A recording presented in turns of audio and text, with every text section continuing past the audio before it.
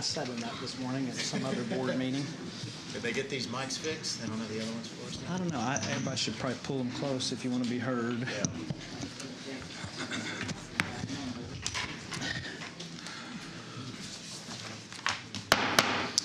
Good morning. I'm calling the meeting to order. Welcome to our Tarrant County Commissioners Court meeting, Tuesday, April 18th.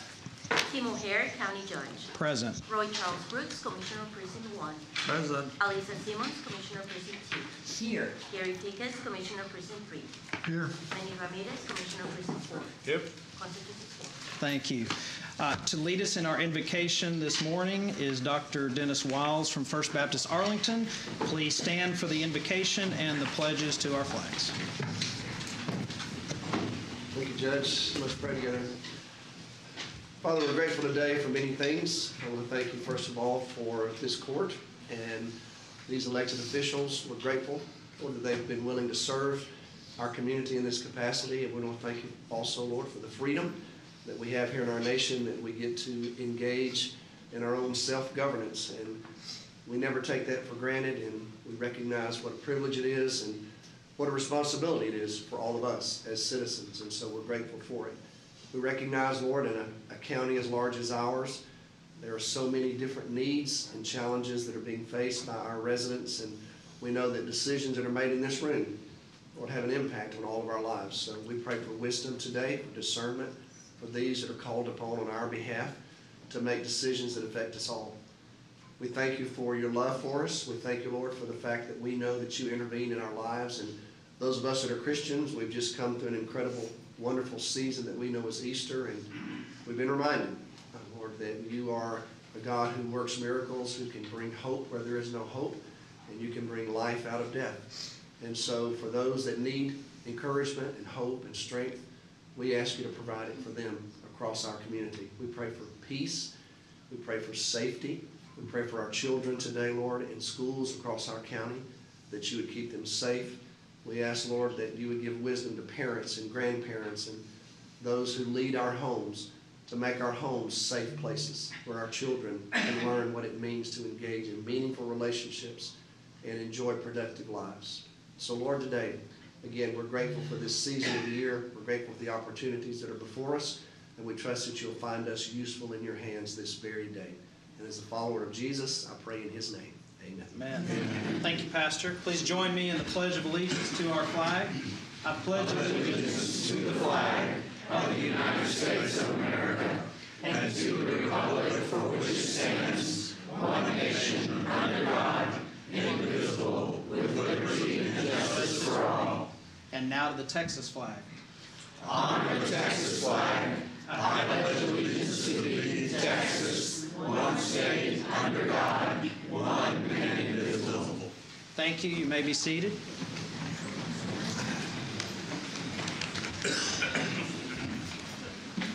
All right, agenda announcements, Mr. Manius.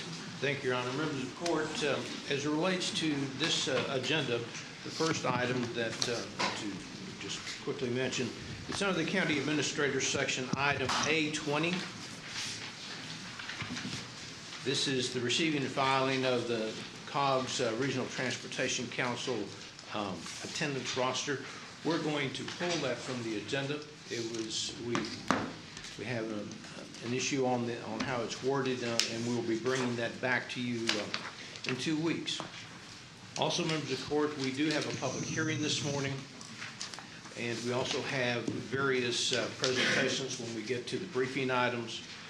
Your Honor, we do have some public comments on several items on the agenda.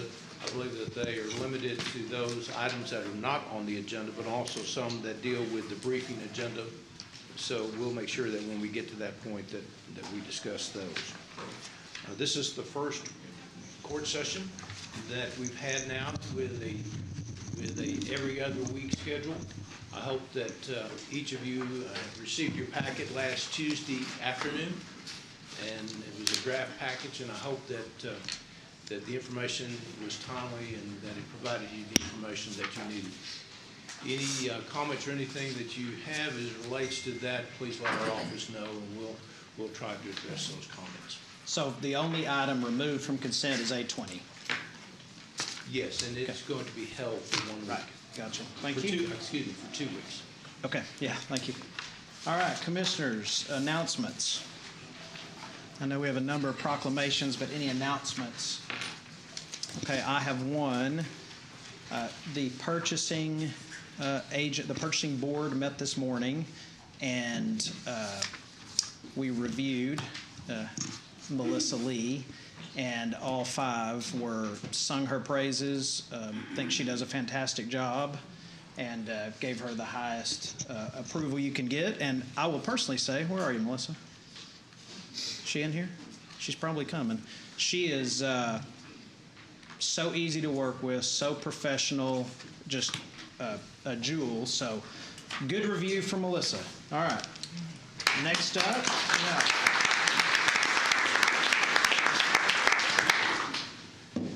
up, we have approval of the minutes. Have any changes or comments on the minutes or a motion? Move for approval. All right, we have a motion to approve the previous meeting minutes. We have a second. Any discussion? All right, please cast your votes. It passes unanimously. All right, next up, we have a number of proclamations. 1, 2, 3, 4, 5, 6, roughly 7. And we're going to start it off with one involving Child Abuse Prevention Month. For those who have suffered from abuse in your life, or you know family members or friends who have, or you've been involved in any number of agencies or law enforcement that has dealt with this, I'm not sure there's anything more heartbreaking.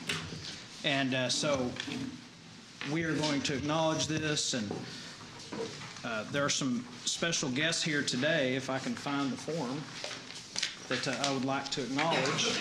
We have that form anywhere, folks? About people we have here? Yes, I have it Let here. me find it. Here we go. All right. If you're here, I would ask you to come up and stand up at the front with us. Julie Evans, Alliance for Children CEO. Beryl Morgan, Alliance for Children CPO. Benny Medlin, Tarrant County's Director and Chief Juvenile Probation Officer of Juvenile Services. Leanne Marks, the DFPS Program Administrator. Don Beneker. If somebody will move that podium for us, I'd like y'all to come right up here with us. Don Beneker, CASA CEO. Courtney Leverton, the ACH Director of Community Engagement. Charles Boulware, Chief of Tarrant County District Attorney Special Victims Unit. Matthew Gilbert, the CPI Regional Director for DFPS. Chuck Burton, the ACH Director. Ashley Lynn, the Lena Pope CEO. Tom Stallings, Alliance for Children Board President. Chelsea Griffith, Alliance for Children Board Member. And then any of our CPS board members who are here: Vanessa Copeland, Jerry McCullough, Danny Garcia, Jimmy Walker, Amy Swift, Jim Fletcher, Deborah Wakeland, Ray Berry, Melody Dottie Munoz, Taylor Hardiman, and Charles Brady. I would ask y'all to come on up, stand here in front of us while I read this proclamation, then I'm going to come down here, take a picture. In recognition of Child Abuse Prevention Month, children are our future and our greatest resource. Every child deserves a nurturing family and safe environment to grow into a healthy, productive member of the community. Child abuse is one of our nation's most serious public health problems and threatens the safety of our community. In Tarrant County, 5,506 children were confirmed as victims of child abuse or neglect in 2022. And finding solutions to prevent child abuse is a community responsibility that depends on the involvement of all citizens. Effective child abuse prevention, investigation, and treatment programs succeed because of partnerships among public and private agencies, schools, religious organizations, medical services, and the business community. Therefore, be it resolved that we, the Commissioners Court of Tarrant County, do hereby proclaim the month of April 2023 as Child Abuse Prevention Month in Tarrant County. And we urge all citizens to be aware of the signs of child abuse and to act to protect the children of Tarrant County. Thank you for what you do. I don't know of a more noble calling. And if you see something, say something. We got to protect our children. And it's never been more difficult for children, I think, in the history of our country than it is now. So thank you for what you do. Let me come down there. I second the motion. Okay, we do have a motion to accept the proclamation. We have a second. Please cast your votes. Okay, that passes unanimously.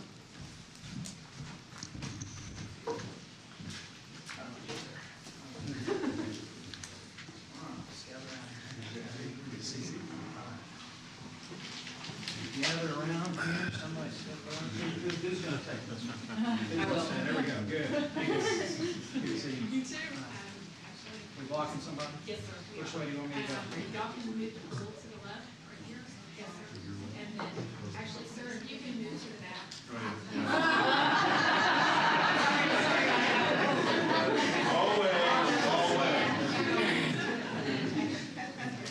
You're actually covered up. That's how it's supposed to be sitting. And I'm going to do three. Charles, I've never had that problem. And I'm going to take three just because there's so many.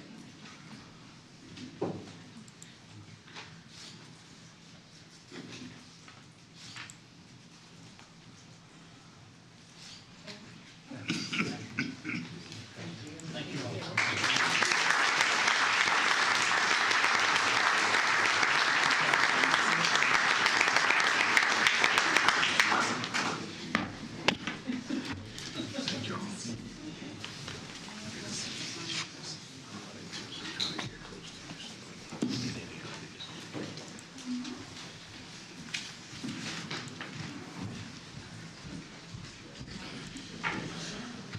All right, our next proclamation is Community Health Worker Week. Commissioner Brooks. Thank you, Judge O'Hare, and likewise, there are a number of people present today to accept this proclamation, so I will follow your lead and ask them to all come down to the well. They include Dr. Denise Hernandez, Executive Director of DFW Community Health Workers Association, Teresa Ustanik, DFW-CHW Board Member, James Earl, Cancer Care Services and DFW-CHW Board Member, Carlene Thomas King, Cancer Care Services, also a board member of CHW, Myra Lera, Baylor Scott and White, Porfidia Martinez, Baylor Scott and White, Dolores Reyes, Baylor Scott and White, Mercedes Cruz, Aetna, Teresa Wagner, University of North Texas Health Science Center, Crystal Acosta, DFW, CHW, and UT Southwestern Moncrief Cancer Care Center. Margaret Dunbar, Texas Health Resources. Susan Trumps, Texas Health Resources. Lenore Buckner, Gallegos, Texas Health Resources. And from Tarrant County Public Health, Glenda Redeemer, Division Manager for Chronic Disease Prevention, and Pamela Solomon, Master Trainer. And now for the proclamation. It reads,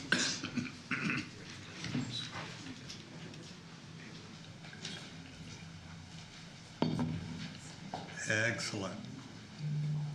Whereas Texas was the first state to formally recognize community health workers as members of the public health workforce through the passing of House Bill 1864, and is one of the few states that offers a statewide community health worker certification. And whereas Community Health Worker Week, April the 24th through the 28th, is observed by DFW-CHW Association and others in Tarrant County as a joint effort with the state of Texas, which has declared April 14th as Texas Community Health Worker Day.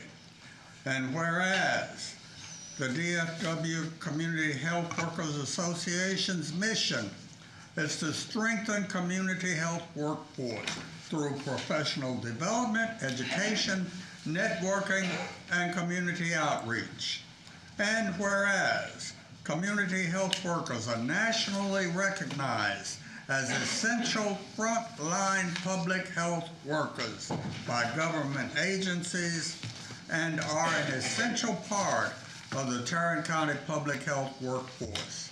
And whereas the more than 4,000 Texas community health workers and community health worker instructors play a key role in improving the health of the community, advancing health equity, increasing access to care, and reducing health disparities through strategies such as community outreach and health education.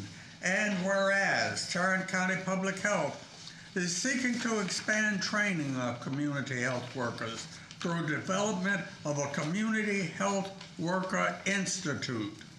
And whereas the thousands of community health workers in Tarrant County that work tirelessly to meet the health needs of the most vulnerable populations in our communities, now, therefore, be it resolved that we, the Commissioners Court of Tarrant County, do hereby proclaim the week of April the 24th through the 28th, 2023, as Community Health Worker Week in Tarrant County, and further appreciate and commend every community health worker for their outstanding and dedicated service to provide a better quality of life to those in need.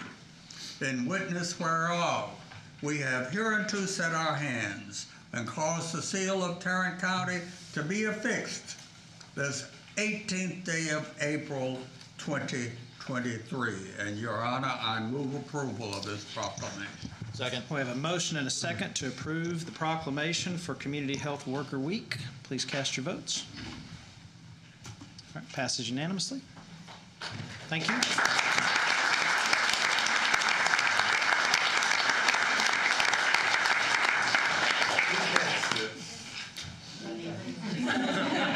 Okay then. Scooch back in here. All right, I'm gonna get two, okay? Ready? 1, 2, 3. No, you Perfect. One more, just like that. I'm ready, son. Ready? 1, 2, 3. Perfect.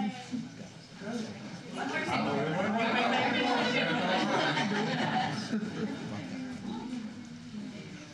Do you?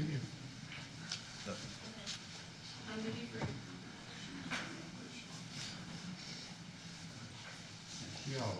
Are you doing Niagara?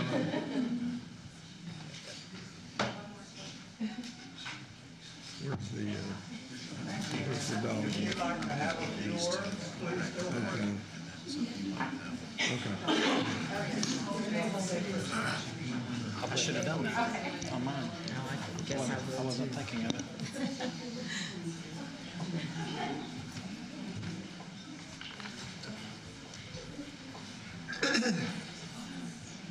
GK's the podium pusher.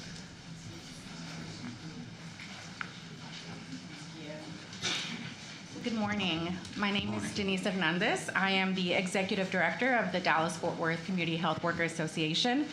And on behalf of the association and community health workers in Tarrant County, I thank you for presenting us with a proclamation declaring Community Health Worker Week. As you mentioned in the proclamation reading, community health workers are increasingly being recognized as crucial members of the community health or of the public health workforce across the country. And while those of us who are in the field are well aware of their value and their impact, it is encouraging to know that other key leaders, such as yourselves, in our community at the state level and even at the national level, also appreciate the importance of community health workers.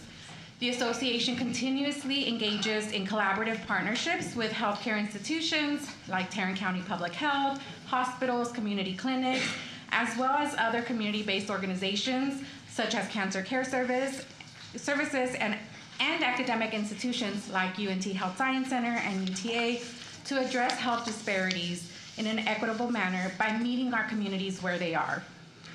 And the only way this is possible is because of the trusting relationships that community health workers bring to the table. We also are thankful for our strong supporters, our allies like Umemba Health and Aetna, who support the association in events like Community Health Worker Week. This is a big year for community health workers in our state. We have the national conference coming to Texas. As you heard, April 14th was recognized as Community Health Worker Day. And we have, over the past few years, made it an effort to recognize the work of community health workers by declaring this Community Health Worker Week. And so we are very thankful for your support. It wouldn't be possible without your help. And so again, thank you for your time and your recognition of Community Health Worker Week. Thank you. Thank you.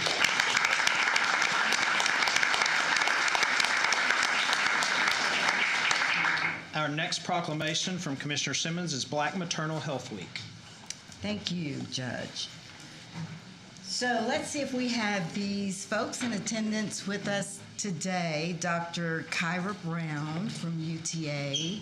If you're here, come down front. Dr. Brandy Green from UTA. Mari Khan on behalf of Misty Wilder, UNT Health Science Center Healthy Start. Dr. Giovanna Merriman, Tarrant County Public Health. Is anybody coming? We've got a couple on the way. Okay. Reverend Deneen Robinson, National Birth Equity Collaborative. Jessica Dupree, Tarrant County Birth Equity Collaborative. Rebecca Ruida, Health Equity Alliance. Okay. If you all, okay. Is our podium pusher going to push the podium or no? Don't need to, there's only Okay, all right, good, all right. All right, so several studies show that maternal mortality and severe maternal morbidity among African American women in this country and in this county are going in the wrong direction. It is really important to be talking about the experiences of Black women. And if we aren't doing that, we're not really talking about women's health. The statistics are all going in the wrong direction, and we've got increases in mortality rates, preterm births, and C-section rates. We are seeing large disparities when it comes to Black and brown women in this country. There are bias, racism, structural and social issues that we need to address, and one of the biggest ones is access to care. We know access to care is one of the largest barriers to healthy moms, healthy babies, healthy families. And when we talk about access to care, think about just getting those into those prenatal visits, to doctors for maternity care and transportation to the doctors. And how do we solve that? In this county, we have a collaborative that is doing work to lower the numbers. And I want us to recognize their efforts on the heels of Black Maternal Mortality Month with this proclamation. Whereas pregnancy and birth should be one of the most joyous times in a family's life, and whereas the Texas Maternal Mortality and Morbidity Review Committee, MMRC, was formed in 2013 and a subcommittee in 2018 to investigate factors contributing to disparities in maternal mortality.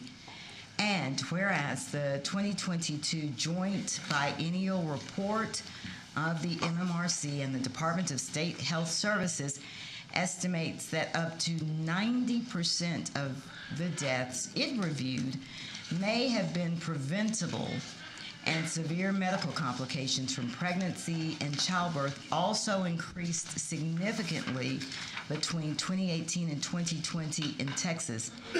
And whereas Black Maternal Health Week, created by Black Mamas Matter Alliance, is formally observed April 11th through 17th as a means to draw attention to maternal mortality.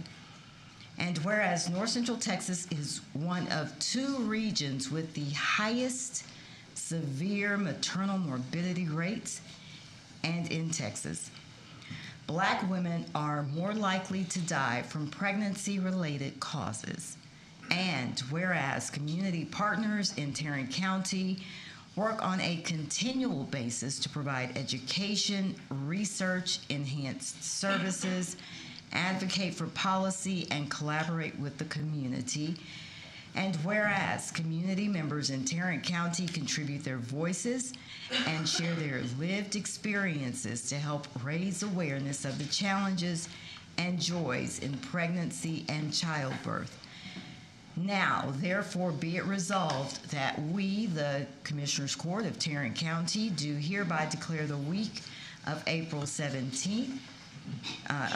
through 17, 2023 as Black Maternal Health Week in Tarrant County, and further show our appreciation and commend the work of the Black Maternal Health Week Committee, spearheaded by Dr. Kyra Brown and Misty Wilder, and comprised of the University of Texas at Arlington Maternal Child Health Equity Lab, UNT Health Science Center Healthy Start, Tarrant County Public Health, the Health Equity Alliance, National Birth Equity Collaborative, and the Tarrant County Birth Equity Collaborative for their coordinated efforts to commemorate the week through educational, faith-based, and networking events, as well as every organization and community member involved in working to improve Tarrant County maternal and birth outcomes for their outstanding and dedicated service,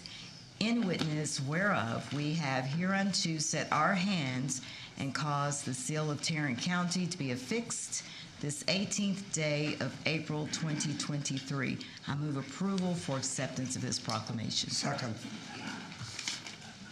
All right, we have a motion and a second to adopt this proclamation. Please cast your votes. Passage unanimously.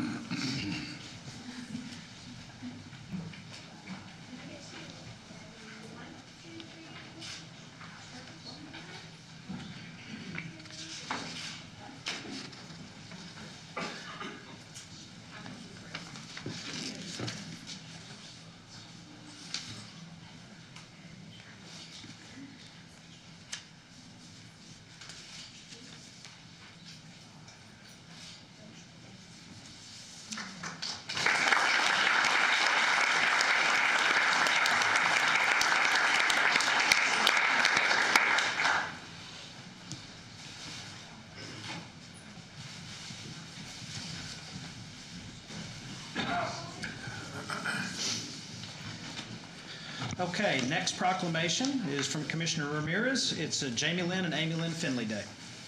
Thank you, Judge. I could not be any more excited to read this proclamation today. I've got a proclamation and a congratulatory resolution because truly the miracle that is Jamie Lynn and Amy Lynn Finley, it was a team effort in making it happen. And if you're not familiar with the story, you will be after we read this proclamation. While we read the proclamation, I would like to ask the entire team to come on down. And that includes James Finley, Amanda Arciniega, parents of Amy Lynn and Jamie Lynn. Please come on down and bring those beautiful babies.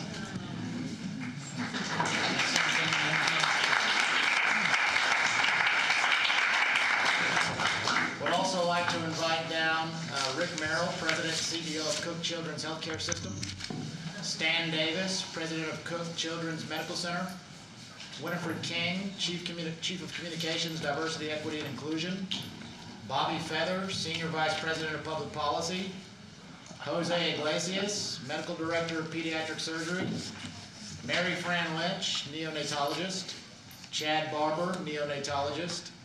Ben Jabuli, I apologize, plastic surgeon, Chandra Reynolds, anesthesiologist, Banny Tabor, maternal fetal medicine specialist, Valerie Gibbs, director of perioperative services, Laura Van Hoosier, assistant vice president of PR, Kim Brown, director of PR, and Tom Ream, videographer.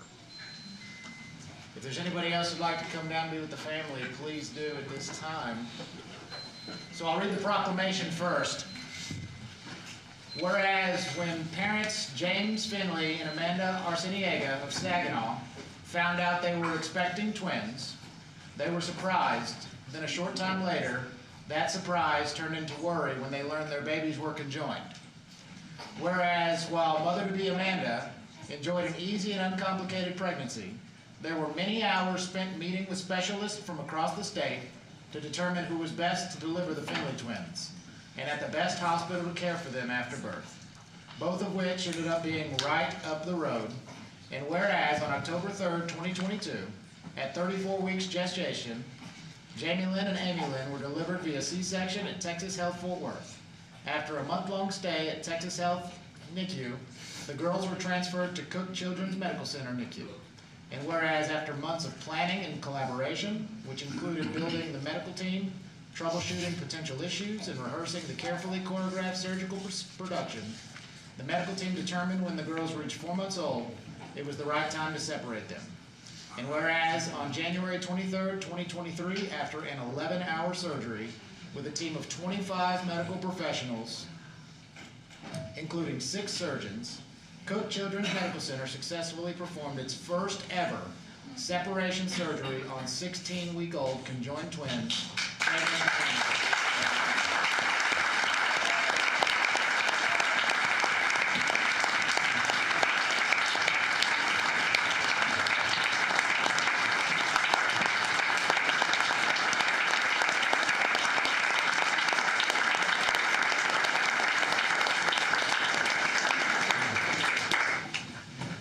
Now therefore be it resolved that we, the Commissioners Court of Tarrant County, do hereby proclaim January 23rd, 2023 as Jamie Lynn and Amy Lynn Finley Day in honor of their successful separation surgery. In witness whereof, we have hereunto set our hands and caused the seal of Tarrant County to be affixed this 18th day of April 2023. And I will move for approval.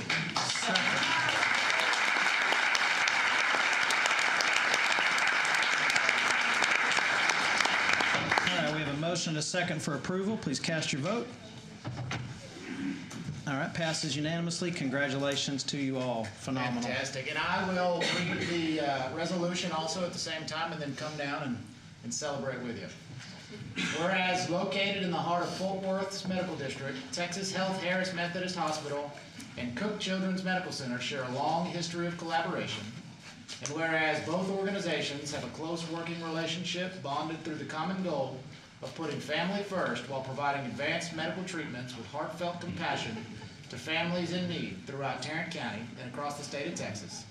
And whereas the nationally recognized neonatologists, pediatricians, specialists, researchers, and clinicians of Cook Children's Medical Center's NICU are specially trained in the complexities of critically ill newborns and babies born prematurely.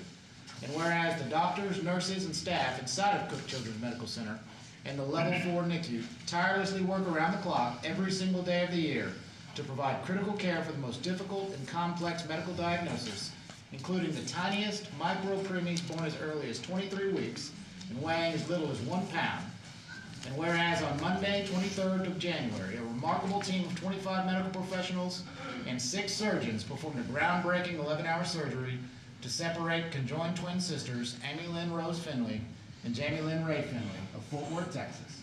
Whereas the incredible team assembled by Cook Children's Medical Center and their collective expertise in treating the most difficult, rare, and complex pediatric conditions made this challenging procedure successful and the Finley family whole again. And whereas the citizens of Tarrant County recognize the critical need for the neonatology team at Cook Children's Medical Center, who are committed to the care and well-being of North Texas families. And now therefore be it resolved that we, the Commissioners Court of Tarrant County, do hereby honor and congratulate the teams of nursing and medical professionals at Cook Children's Medical Center and the NICU on their continued efforts in our community. In witness whereof, we have hereunto set our hand and caused the seal of Tarrant County to be affixed this 18th day of April 2023, and I would move for approval. Second. All right, we do have a motion and a second for approval. Please cast your vote. All right, it passes unanimously. Congratulations again.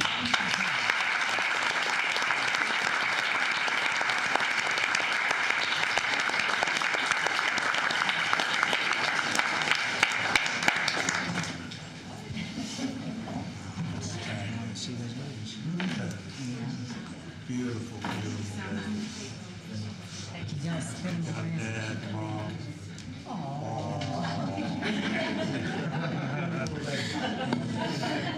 Wonderful. She's still alive.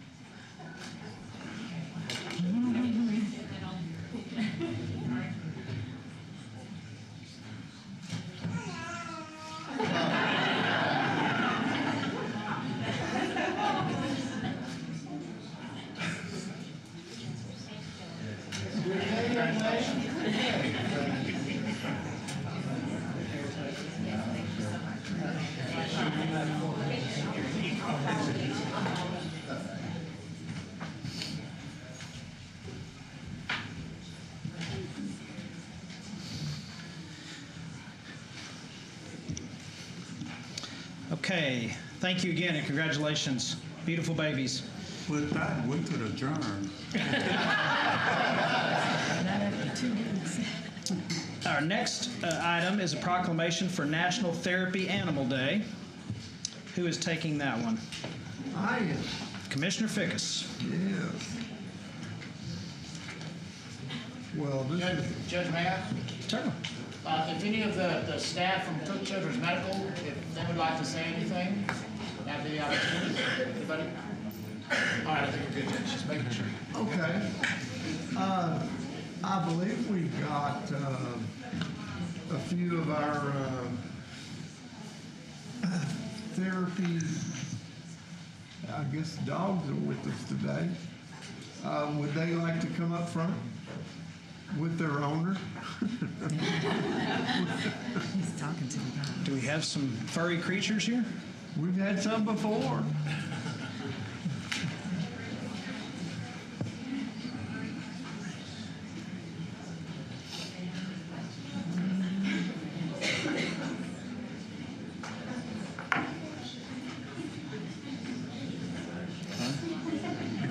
Maybe not. Do you have it? Do we have it?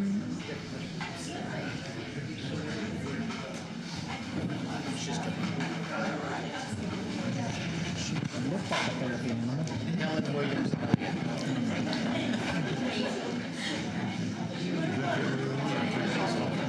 Okay. Are you Helen? I am Helen, thank you. Well, thank you for being with us this morning. My apologies for not bringing my little dog Bailey. It's okay. Realized it was okay, so. It's okay. But she would have been okay with it. Yes, yes. Well, like I said, in the past, we've had a number of therapy dogs that come and behave very well. Very, very well. So I'll leave it at that. We have got a proclamation, and I would like to read it into the record. Whereas there are thousands of pet partner therapy animal teams serving in communities across the United States. And whereas Pet Partners has designated April 30th as National Therapy Animal Day, and whereas Pet Partners therapy animal teams in Tarrant County play an essential role in improving human health and well-being through the human-animal bond. And whereas therapy animal teams make millions of visits per year in settings such as hospitals, nursing homes, schools, and hospice. And whereas therapy animal teams interact with a variety of people in our community, including veterans, seniors, patients, students facing literacy challenges, and those approaching end of life. And whereas these exceptional therapy animals who partner with their human companions bring comfort and healing to those in need, now therefore be it resolved that we, the Commissioners Court of Tarrant County, do hereby proclaim April 30th, 2023 as National Therapy Animal Day throughout Tarrant County, and encourage our citizens to celebrate our therapy animals and their human handlers. Be it further resolved that we, the Commissioners Court of Tarrant County, publicly salute the service of therapy animal teams in our community and in communities across the nation. In witness whereof we have hereunto set our hands and caused the seal of Tarrant County to be affixed this 18th day of April 2023. And I'll bring this down and Move for approval. We have a motion. We have a second. Please cast your vote. All right, passes unanimously.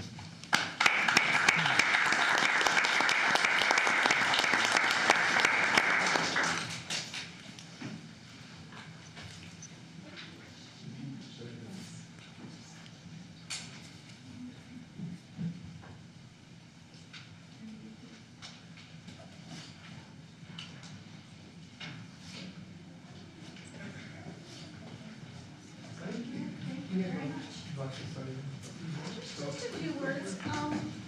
Thank you to everyone.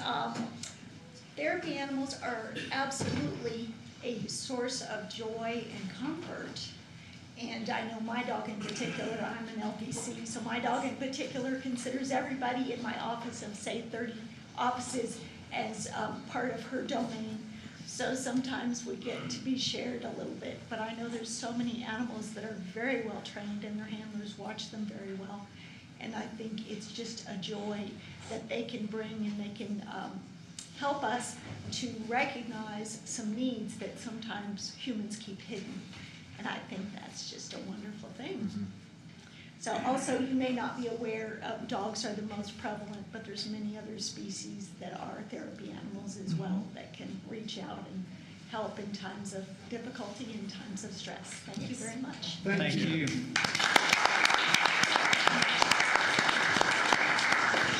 I think she just said dogs are better than cats for anyone checking. All right, next up we have recognition of Texas A&M AgriLife Extension Service volunteers.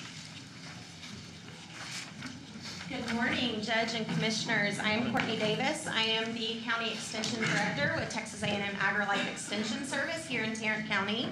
And this week actually marks National Volunteer Week across the nation. And in that, we wanted to take an opportunity to recognize the volunteers that volunteer their time through the AgriLife Extension Program here in Tarrant County. We have a number of volunteer groups. We've got 4-H and youth development volunteers that help lead our traditional 4-H clubs across the county. We have Master Gardener volunteers who receive research-based information and education and then turn around and give those volunteer hours back to the community. We have Master Naturalists that also go in and receive that research-based information. There are extensions of us in the areas of natural resource conservation within the community.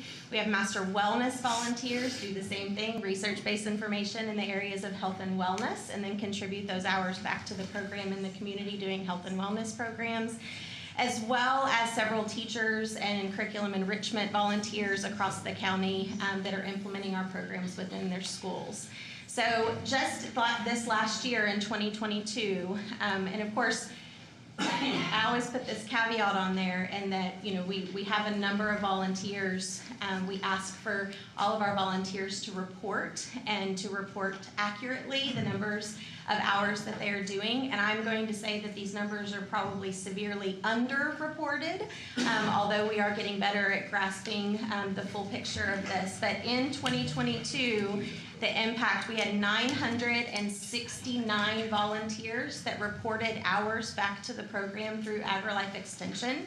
So almost 1,000 volunteers that reported those hours to us, for a total of 73,395 volunteer hours, which, if you equate that to the independent sector's value for volunteer time at $29.95 per hour, that is a total economic impact back to Tarrant County by our volunteers of $2,198,179 just here in Tarrant County by our volunteers.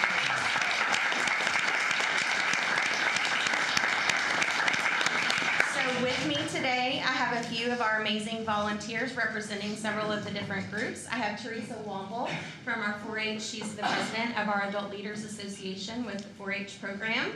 I have Eleanor Tuck, who is Master Gardener Volunteer Extraordinaire. She's the one that keeps all of us in line in the office all the time.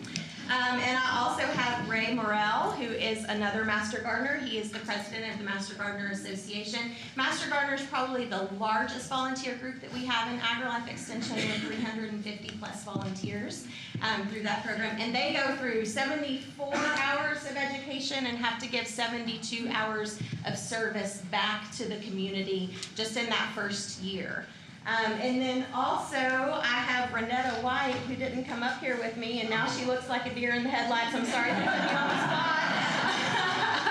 So Renetta is a volunteer with our Cooperative Extension Program with 4-H, and then also with FNEP. And they are here today to present you with a check that is representative of the hours they have contributed. I was asked what account this would be deposited in, and I was like, no, don't deposit that check. But we are here today to present you with a check in the amount of $2,198,178.75.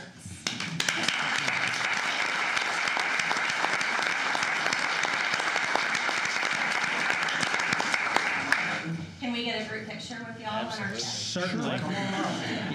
Why don't y'all come on back here. Oh, yeah, that's a great idea. Y'all, not me. Yes, you too. How about my team, agents, team? Come on. Quickly.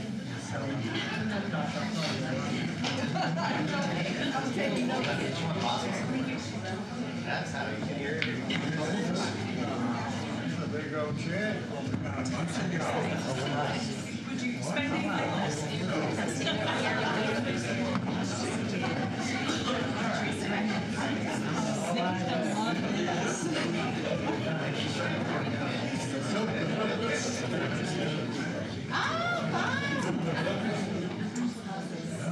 All right, come on, team. We may have to squish. Yeah, Elena.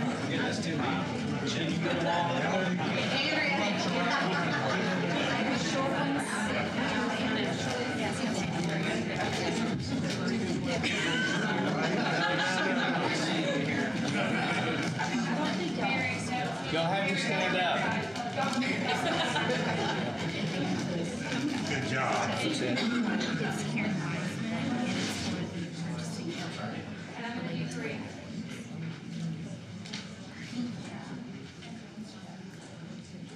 Kristen. Thank you. Thank y'all.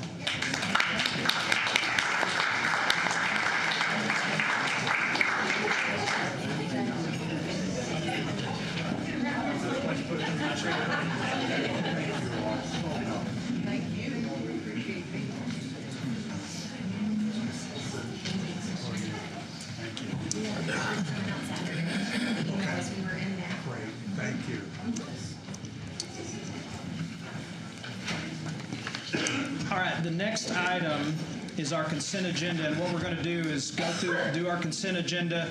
Then there's going to be one public hearing, then we're going to take a short recess. So now we have consent agenda. We've removed item A20. Yes. Move approval, Second. save and accept the item that was removed. And we also have one additional item we would like to remove. This would be item L14. It's RFP 2023-009. We will bring that back to you next week. Okay, so for the consent agenda, as presented, we were removing A20 and L14. Do you wish to make the motion to approve it with those two? Absolutely. All right, we have a second? Second. All right, any discussion there? All right, please cast your vote. All right, it passes unanimously. And the next item before a brief recess is a public hearing to consider the draft program year 2023 annual action plan from community development. Good morning, members of the court. Good morning. We're asking the court to conduct a public hearing to receive comments on this draft program year 2023 annual action plan. At the conclusion of this public hearing, we'll be back in May for you to approve the plan itself. Okay. All right, this is a public hearing. I don't believe we have anyone signed up to speak to this item. Is there anyone who would like to speak to this item? Seeing none, I have two questions. Why is the administration cost 16.65%? It's a percentage that's set by HUD. Okay, that's what they come up with. All right. And then where do the matching funds come from? I have staff here to answer that question for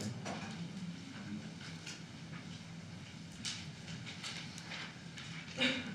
Good morning. Matching funds, are you looking for a specific program within the action plan or just in general? Just in general. So for one of our programs, we have ESG, and I believe ESG does, nonprofits that receive those funds require a match.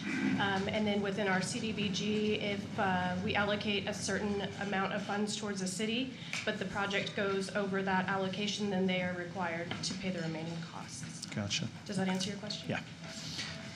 Do anybody else wish to comment on this or ask any questions in the public? All right, commissioners.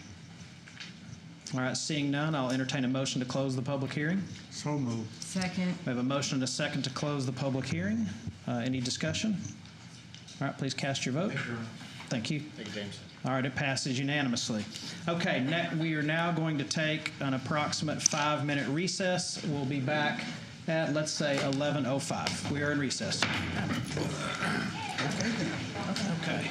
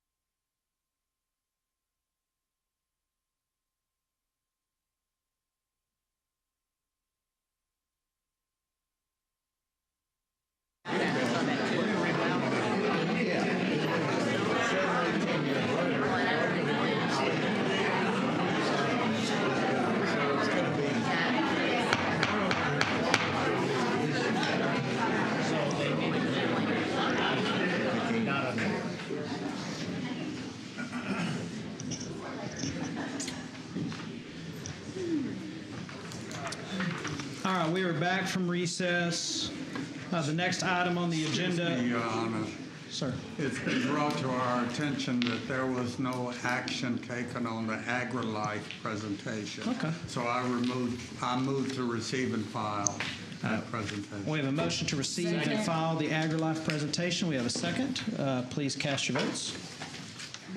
All right, it passes unanimously. Thank you, Commissioner Brooks. And now, A1, Administrator Section.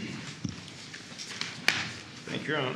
Thank you, Your Honor. Members of the court, we're requesting that the Commissioners Court ratify an interest payment of approximately $227,169.72 to Truist Bank concerning the conversion of Tarrant County's limited tax refunding bonds, which is Series 2022A, changing that from a taxable to a tax-exempt status.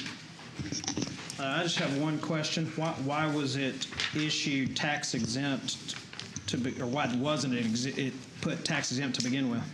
Because as we did this was a refunding bond, and the rates that we could get with a combine of both taxable and tax exempt, it was a better rate than we could have gotten just tax exempt. Gotcha. I will tell you, though, that with this particular item, with this action, and Ms. Tidwell has already made that payment, our debt service, percentage of debt service on this went from 3.1% to 2.51%. So we are now having this at 2.51%. Great, thank you. Second. We have a motion and a second to approve this item. Any discussion? All right, seeing none, cast your vote. All right, it passes unanimously. So, members of the court, on item number 2, we're requesting that the Commissioners Court make a nomination as it relates to a candidate for the Tarrant Appraisal District Board of Directors, and at that point, approve the resolution that is attached to your court communication so that we may submit that to the Tarrant Appraisal District. Your Honor, I'd like to place in nomination the name of Ms. Maddie Peterson Compton. Ms. Compton is a retired assistant U.S. attorney for the Northern District of Texas, and during her tenure, she served as both Deputy Civil Chief and Deputy Criminal Chief of the U.S. Attorney's Office for the Northern District of Texas. She's an outstanding woman, grew up in the Stop 6 area of Fort Worth. I've known her since we were children, and I can attest to her character, integrity, and her fitness to serve in this office. All right, so that is a nomination. Is that a motion, and does it require a second? Sure, it's a motion. Right, so it's a motion. We have a second. I also have a nomination, but I think the process would be to go through this first, unless, Mark, you tell me otherwise. Do I place my motion at the same time, or do we vote on this motion? I would recommend going ahead and taking a vote right now. Okay. Judge. We have a motion and a second to nominate Maddie Peterson Compton as Tarrant to the TAD Board of Directors. Any further discussion? All right, seeing none. I'm not positive of the protocol, but to vote up or down on a candidate when we don't know who the other proposed nominees may be, I don't know who else has nominees. I don't know if that's an appropriate process. Yeah. So it would be at the discretion of the presiding officer. Since there is a motion and a second on the table, it would be appropriate to go ahead and take a vote, but it's at the discretion of the presiding officer whether to go ahead and take further motions at this point. There's only a motion on the table because the judge prompted me to make a motion. Okay. Yeah. So we have a motion and a second. I intend to nominate, if this does not pass, Vince Puente to the board. And I would just point out as well that if there is no nominee that's selected in this first round, you can always bring that back up for any candidate that was not approved, or if there is no candidate approved, you continue to make a motion until somebody is. To your point, Commissioner, I called yesterday about the process. It seemed like I had the same concern as you. How is this going to work? What's protocol? Okay, so the way it's working is I've laid out who I intend to nominate. If this doesn't pass, there is a motion, there is a second. If there's any discussion on it at this point on the motion before us, it's time to have it. If not, it's time to vote. Is that for public comment, Commissioner? We have public comments, yes, but not when we're doing the nomination. Okay. Okay. Do we have any other discussion? Okay. I don't have anyone signed up to speak to this, so. Okay. If you, you know what? If you want to speak to it, sure, come on up. I won't take the full 3 minutes, sir, but my name is Gerald Miller, and I have been embroiled with TAD homestead exemption issues and have went to about 7 or 8 TAD and committee board member meetings. And I can tell you this, that it is a highly dysfunctional body with no African American representation in the history of this board. I think that the candidate is exceptional, that she would be well qualified, and that there are a number of issues which the board has failed to address for TAD, which this candidate is supremely placed to deal with on behalf of all constituents, not just the African American community of women that are homeowners or the minorities in the area. And I think that this board should set an example that everybody, representation from all people in Tarrant County should be exemplified on the TAD board by accepting and supporting this nomination. Thank you, Commissioner Brooks, for putting that exceptional candidate forward. All right, Mr. Miller, my apologies. We had you listed as a different item. I was on several yeah. items, but Okay. so including the homestead exemption. Gotcha. So. Thank you. If you would like to speak on this agenda item, you can speak on this agenda item.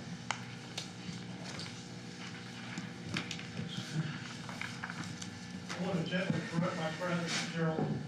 We had Glaspie and we had Johnny Bennett on the board that were people of color. And I actually came onto the board, or tried to run for the board in 2017 when Mr. Bennett chose not to run again. It was by choice. And Mr. Brooks, Mr. Bennett was he's not related to me. I'm Daniel Bennett, he's Johnny Bennett. And that's when I think Mr. Glaspie was running. I don't know, as a replacement. I'm not sure, he didn't do very well. But I agree with Mr. Miller, but not on this motion. The representation of the TAD board has been sorely lacking, and he has crystallized it.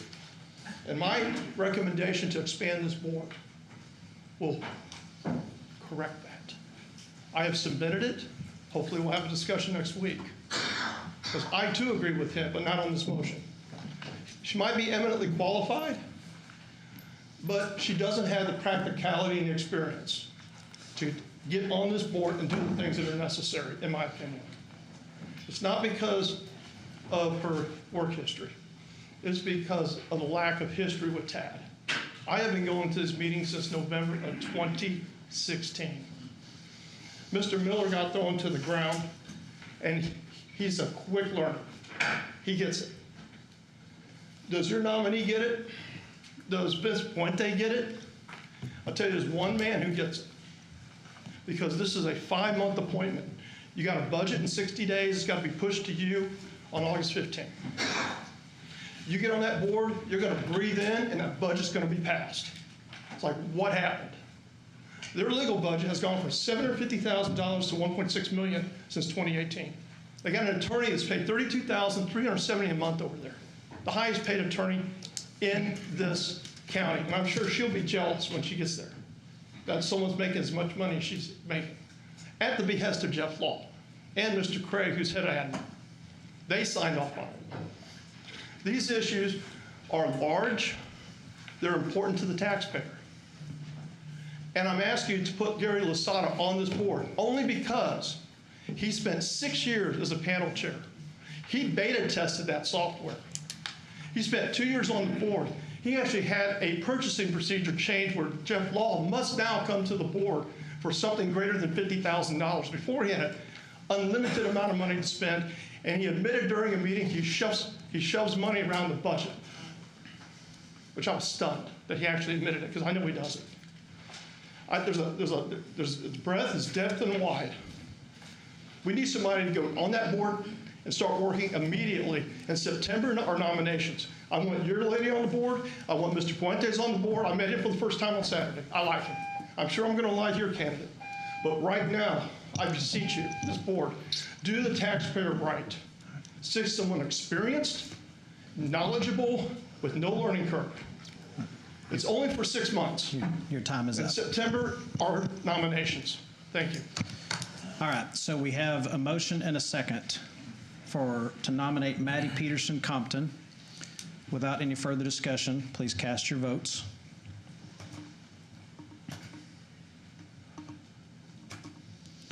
All right, so the motion fails 2-3. All right, I am nominating Vince Puente, who is a longtime resident of Fort Worth, a CEO of Southwest Office Systems, and currently serves by appointment from Governor Abbott on the Texas Finance Commission. So that's a motion. Second. We have a motion and a second on Vince Puente to serve on the TAD board. Any further discussion? All right, seeing none, please cast your vote. All right, it passes 3-2. The nominee to the TAD board will be Vince Puente. All right, next up on the agenda, item 3. So, members of the court, on item number 3, we're requesting that the Commissioners Court approve an amendment to the order authorizing payment of certain time-sensitive claims submitted by the Tarrant County Auditor. As we did this previously, we came to the court and said we would be adding other items as we further develop that list. What we would like to do is add an item which would allow the auditor to pay for emergency rent, utility, food, hygiene, and transportation payments related to the various programs offered by the Tarrant County Department of Human Services. As with the others, these claims then will be presented to you during the next court meeting for ratification. Move approval. Second. All right, we have a motion and a second. Any discussion? Please cast your vote. All right, it passes unanimously. Item 4. So on item number 4, this concerns a tax abatement agreement. Ms. South is here to address the court at this time.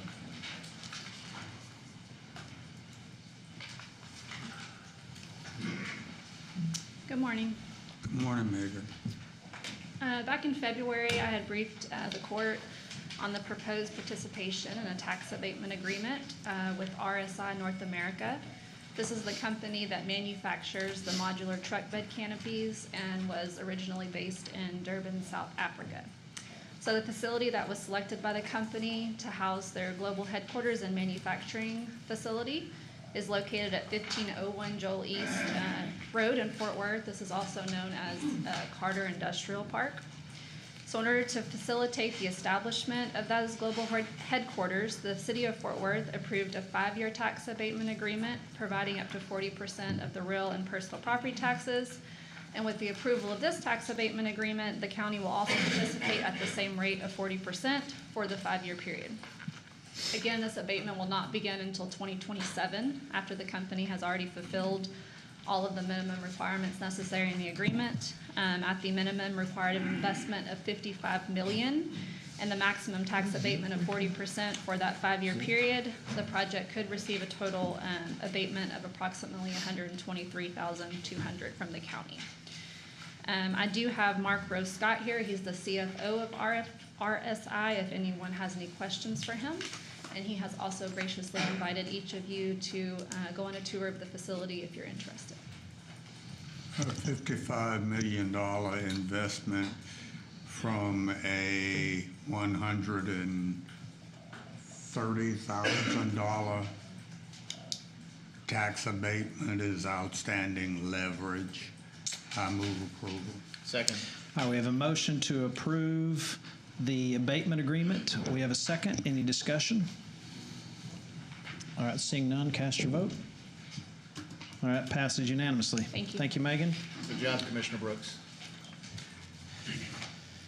Members of the court, we can now move to item number 5. We're requesting that the Commissioners Court receive and file the annual independent financial audit for Tarrant County for the fiscal year which ended September 30th, 2022.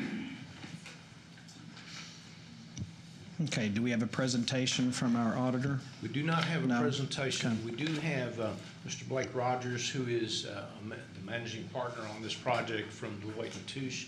He's in the audience to answer any questions. We did send that audit out to you all last week for your review.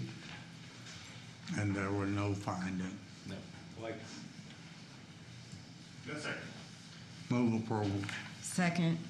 All right, we have a motion and a second to receive and file the annual independent financial audit. Any further discussion? I'll just say that going through the audit, it was apparent, and even some of the sections, the juvenile section specifically, these things matched up dollar for dollar. So our employees in each department from this audit have been doing an incredible job. Our auditors have done an incredible job. And thanks, Deloitte, for your effort in making sure that everything's squared. So I appreciate it. All right, thank you. We have a motion and a second. Any further discussion or comments? All right, seeing none, please cast your vote. All right, it passes unanimously. Next up, item 6. Thank you, Your Honor. Members of the court, on item 6, we're requesting that the Commissioners Court approve an exception to the county's travel policy for within-region travel requests. This request is made by the Criminal Courts Administration.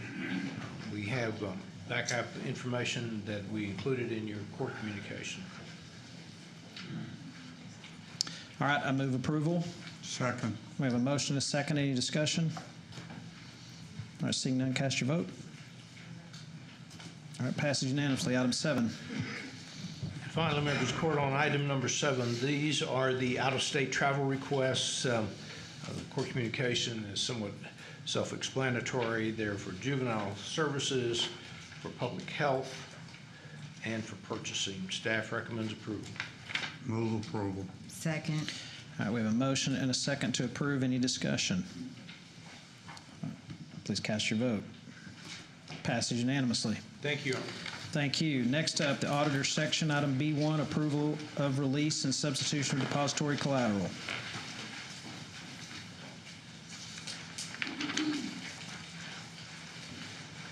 As you said, the 22 million listed in your court communique is basically, it's just a swap for one amount of securities for another. So we're recommending the approval of the release and the substitution as outlined. Move approval.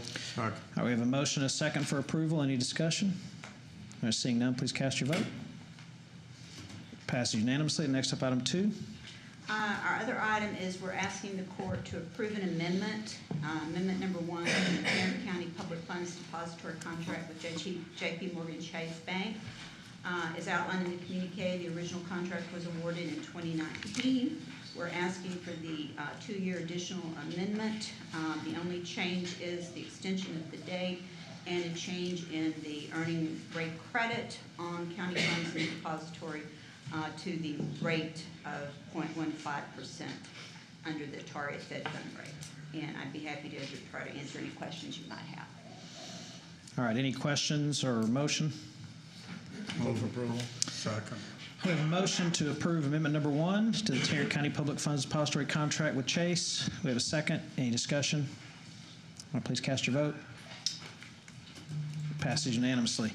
All right, next up is County Clerk section, approval of First Amendment to the depository contract for certain trust funds held by the County Clerk with J.P. Morgan.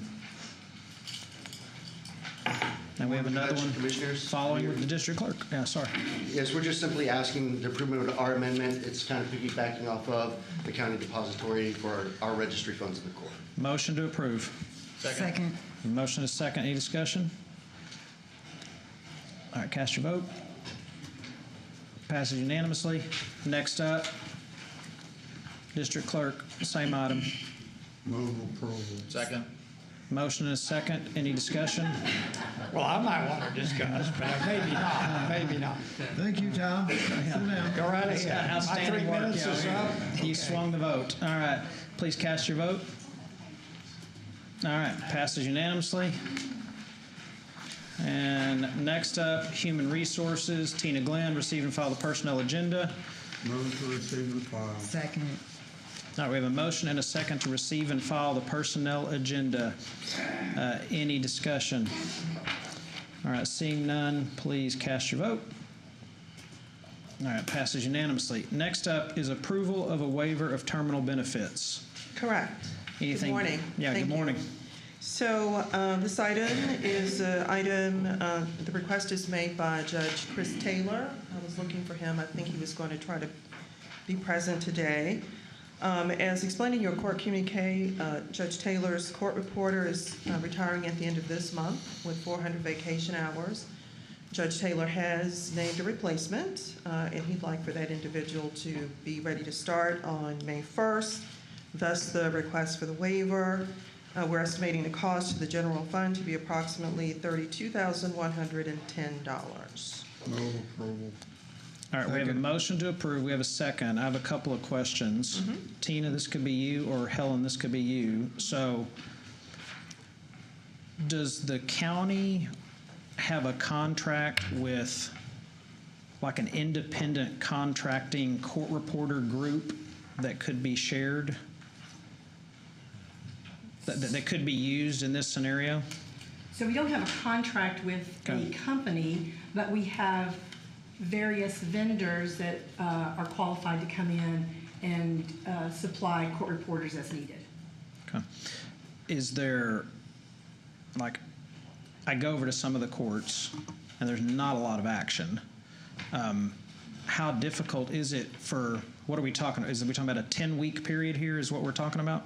That you couldn't hire one unless this was approved? The equivalent of 400 hours. Okay. So how difficult is it, and if there's a judge in here, you're welcome to speak to it, how difficult is it to share court reporters for 10 weeks? When you say share, do you mean share amongst each? Amongst the courts. I know that I don't know that that happens in the criminal court, in the civil courts, but it is occasionally done in the criminal courts to share court reporters. I can tell you, Judge, not related to the court specifically, but we have a great deal of difficulty when we have our civil service meetings every month. Of course, you participated in that in the past. And so we've had a real challenge, actually, since the pandemic, of locating court reporters. And so I know it's a struggle for us.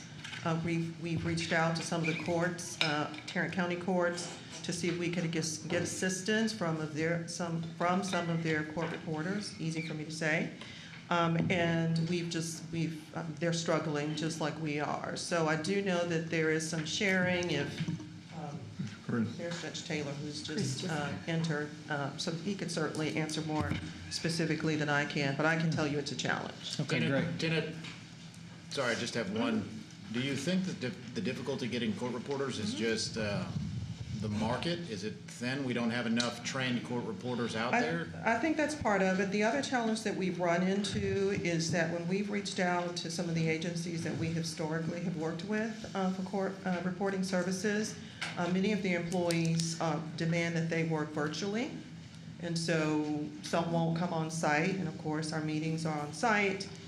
We've been able to manage those meetings where that was the only resource that was available to us. So it's a combination of a lot of things. Gotcha. Well, I just took a tour of one of our TCC campuses just yesterday, so it's fresh in my mind. Maybe it's something we can look at exploring. I know that we do a lot of pipeline type training, certification type training. Maybe that's something we can spring up with our local two-year universities to get some certification so that we can have a deeper pool, so to speak. Judge Taylor, just 1 second before you go, Tina, I wanted to ask you, just to make sure I understand the policy. Yes. When somebody had the maximum hours they can do on the vacation setup is 400 hours, which is 40 hours a week, 10 weeks. Unless we approve this, he cannot hire his own court reporter for 10 weeks. That's correct. Okay. How often, like, this is probably a cost loser, not a savings, but how often do we do this? Like, and where I'm going is, what if we had a floater court reporter they could go to all the courts, and whenever something like this happens, there is no need to do this. We can go bring that one in. Have we ever tried that? Yeah, and again, I'm sure Judge Taylor can address that more specifically than I can, but I think it goes back to the statement that Helen made. You know, there are resources, at least in the past there have been resources where we could sort of plug people in as needed and where needed.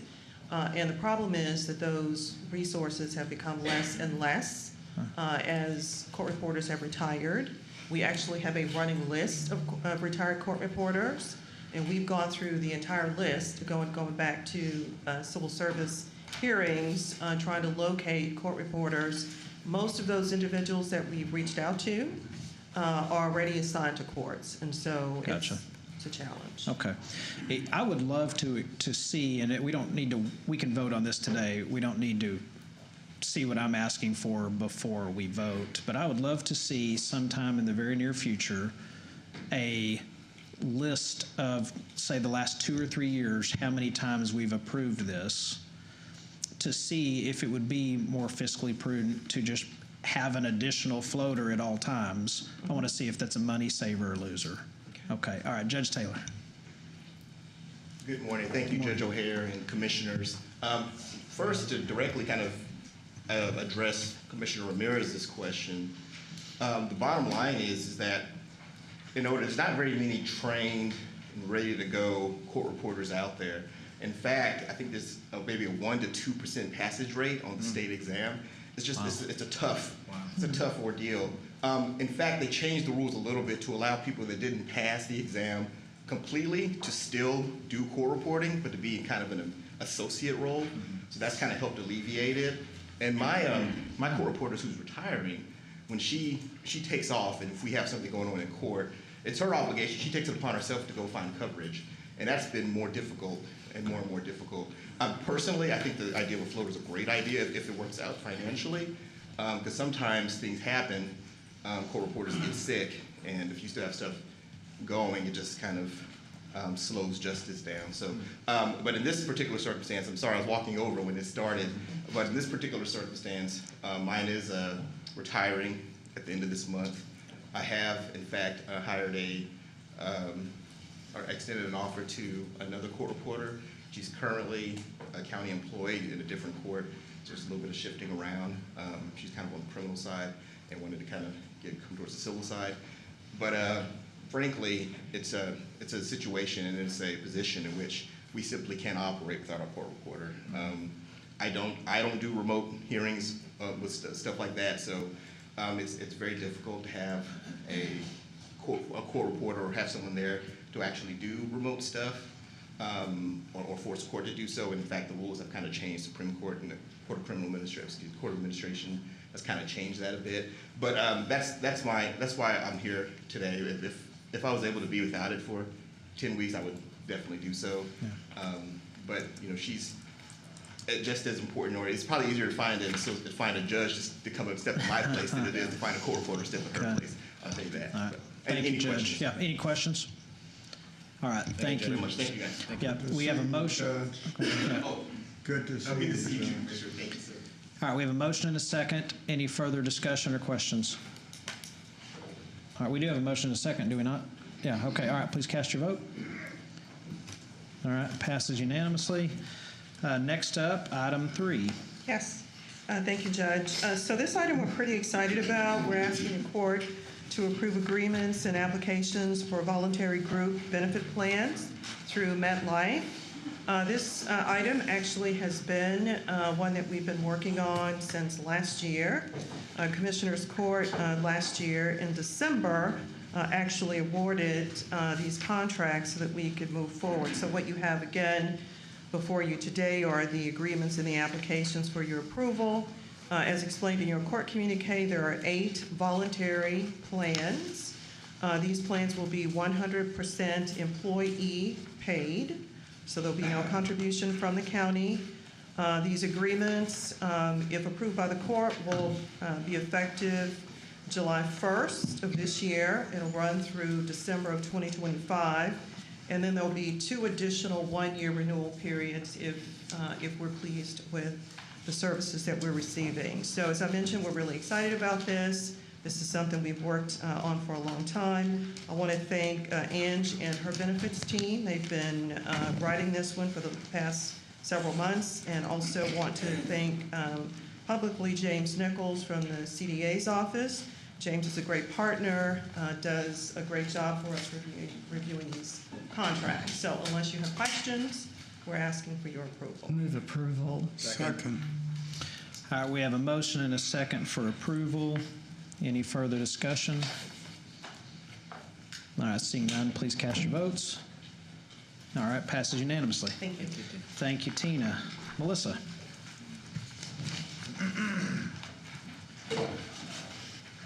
Item L1. Good afternoon. Afternoon. Good afternoon. Good morning. Oh, still Not quite there yet. All right. We have 7 items for your consideration this morning. The first item is the board recommendation regarding RFP number 2023-057. This is our annual contract for identification verification services for ordering and processing certified copies for the county clerk's office, awarding to LexisNexis VitaCheck Network per contract terms. Move for approval. Second. We have a motion and a second for approval. Any discussion? All right, seeing none, please cast your vote. Passes unanimously. Item 2. The second item is an award recommendation regarding bid number 2023-076. This is for the purchase of dump trucks and haul trucks for Precinct 3, awarding to Premier Truck Group per unit price. Move for approval. Second.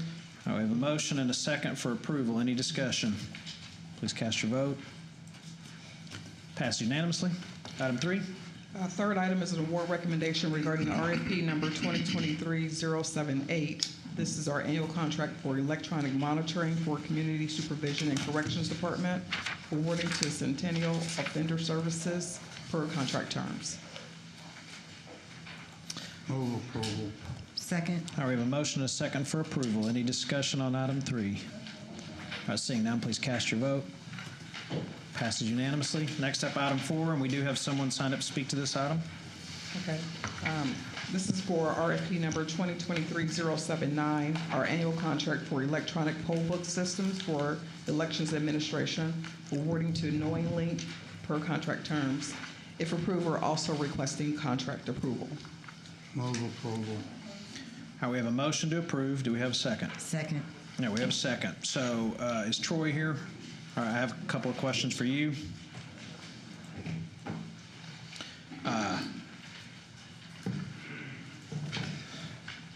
So my understanding is the Secretary of State has approved this for certification in Texas elections. Yes, sir. Okay, do you know of anybody else around us using this system? Yes, sir. Denton County uses this system as well. Okay, do you know how long they've had it?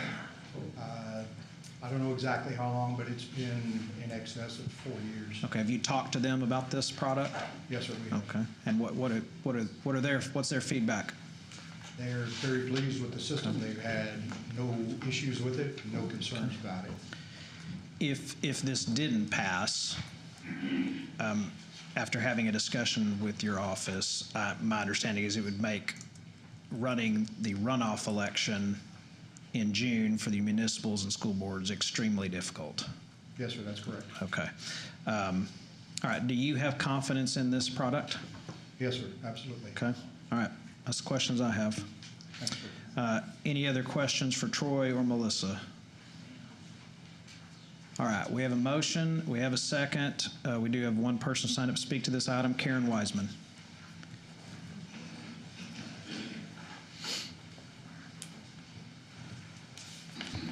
Hi, my name is Karen Wiseman. Thank you for allowing me to speak, and thank you for each of your service. The NoLink software has been shown in several states to give centralized operational control of every aspect of our elections. It allows for the backdating of election records and voter registrations. It has the ability to have plugins that can be used to manipulate election data. It's easily hackable.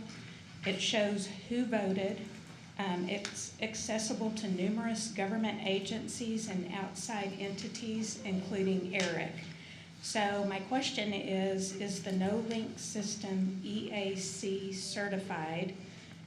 We know it's an internet-based system, so who evaluated and approved the security? I guess Secretary of State? Troy, can you, or is that it? Or we're not going to go back and forth and him answer each one, so ask what you want to ask and then we'll let him address it. And then who evaluated and how can the citizens access the report? And should the new, since our current election administrator recently resigned, should the new election administrator be allowed to review and select their own program? And then just speaking from personal experience with these e-poll books, I've worked elections for the last 3 years. I've witnessed multiple devices connecting to the MiFi when I was told it was secure and would be locked down.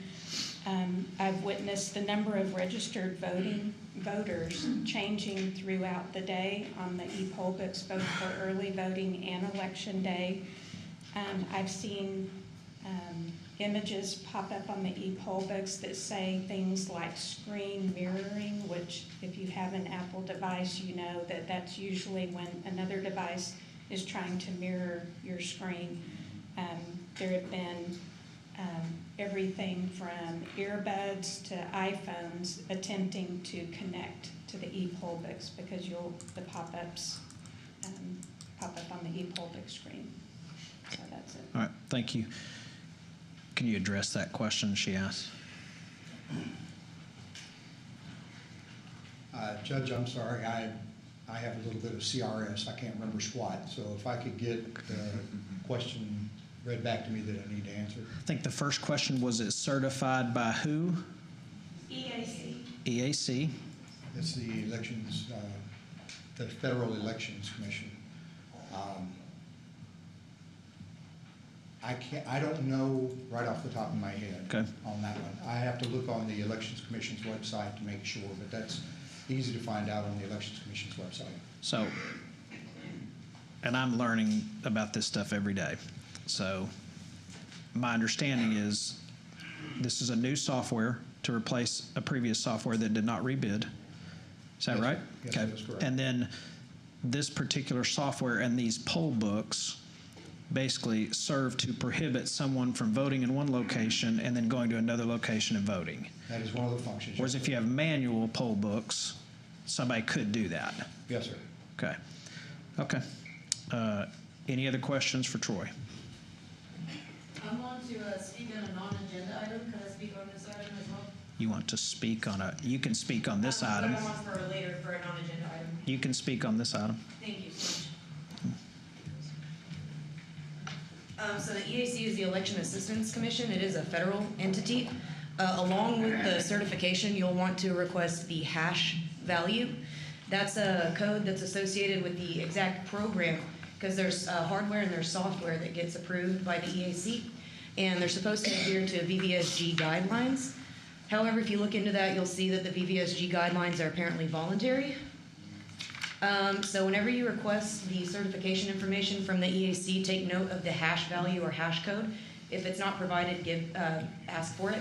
It should match the hash value that is on file with the Secretary of State. No ink should be certified by the Secretary of State in EAC. All the hash values should match. If you approve this system, which I'm actually against, you need to ask Hyder before he leaves to show you how to pull the hash values from electronic components so that you can check for yourself to make sure that there's no changes. If there's even the slightest change to a program, the hash value will be drastically different. There are concerns with the hash values. They can be manipulated as well. But as far as the EAC certification, you'll do a more thorough job if you also request the hash value to make sure that it's the same product that's been certified that you receive. However, I am against electronic poll books and countywide voting. It's not so easy to vote in multiple locations just because you have paper poll books. When you create the paper poll book, we should be voting in precincts. So somebody's name shouldn't appear in multiple poll books unless they have multiple IDs or multiple identities. They shouldn't really be able to just go and hop from location to location. However, with the countywide polling place program and with the what appear to be severe abuses of the provisional ballot system, you are able to actually do that with countywide polling, and with the provisional ballot abuses that we've been witnessing, you kind of are more easily able to do that with an electronic poll book in countywide voting. There are also the concerns that we saw from Dallas County and that Ms. Wiseman hinted about that can't be explained, the jumps in poll book numbers, registered voters and total voters that have come into the location. That's really difficult to explain and understand and investigate. So for that reason, I'd like to recommend that you turn this down and print paper poll books and return to in-precinct voting as soon as possible, if feasible. Thank you.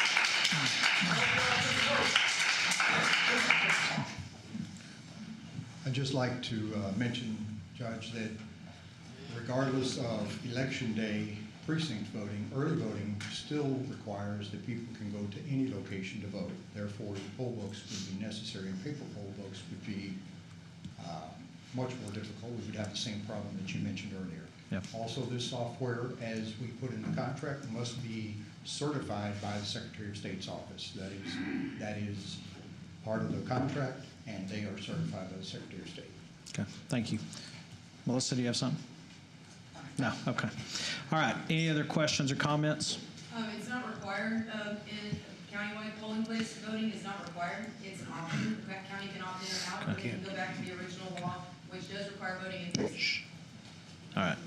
Any other questions or comments up here? Okay. All right, we have a motion. Do we have a second? All right. Any further discussion? Seeing none, please cast your vote. All right, passage unanimously.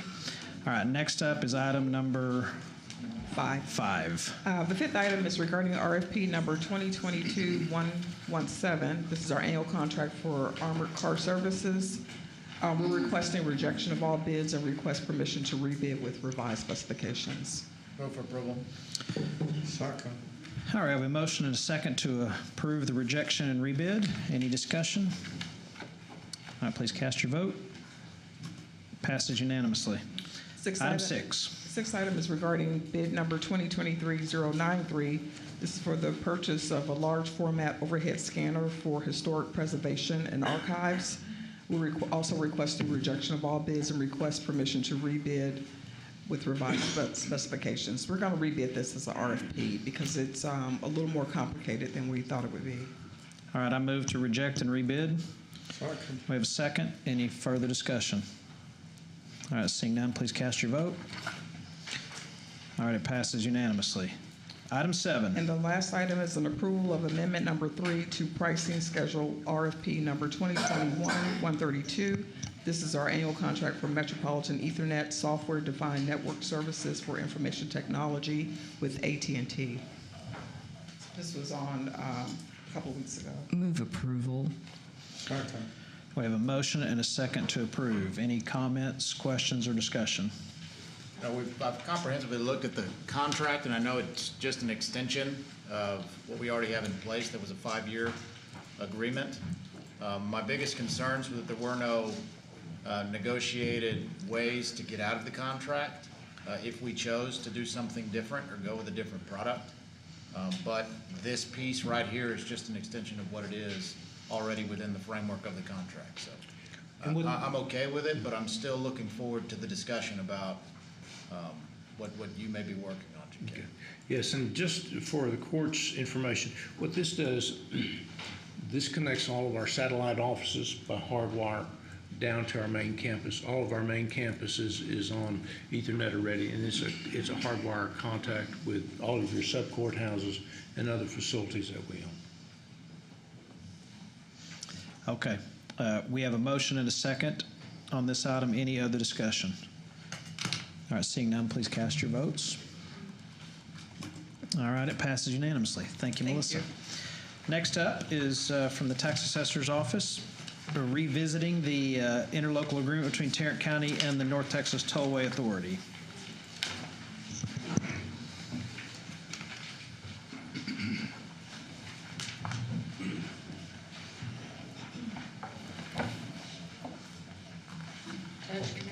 here for any questions. Okay. All right. Any questions for our tax assessor? My question, I know that we talked about the fee schedule, the 524 that we get. What was that based on whenever it was first negotiated, if you know? I was not in office at that time, so GK might be able to address that. And my question was, I understand that the 524 is a net positive no matter what, because we gain it. And my biggest concern with the contract at the outset was, is the fee producing enough revenue to offset the cost that we have to try to collect? Now, the clarification I received was it doesn't cost us anything to collect because we're not sending out notices, we're not making phone calls. So I'm good with that. I was just curious, whatever economic factors the 524 was based on, obviously costs have gone up all over the place. So when we first got into the contract, it's been a long time since we've had this contract.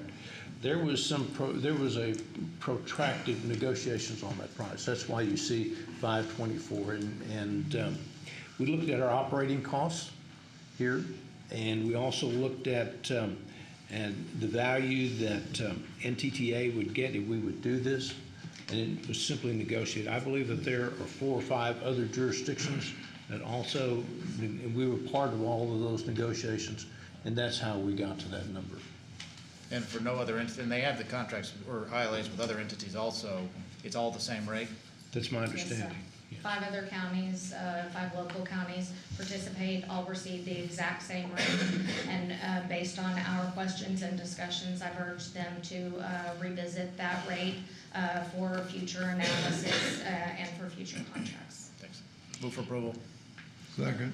I have a question. All right. We have a motion and a second for approval. Question. So, once again, if, based on today's numbers, what would we receive? What would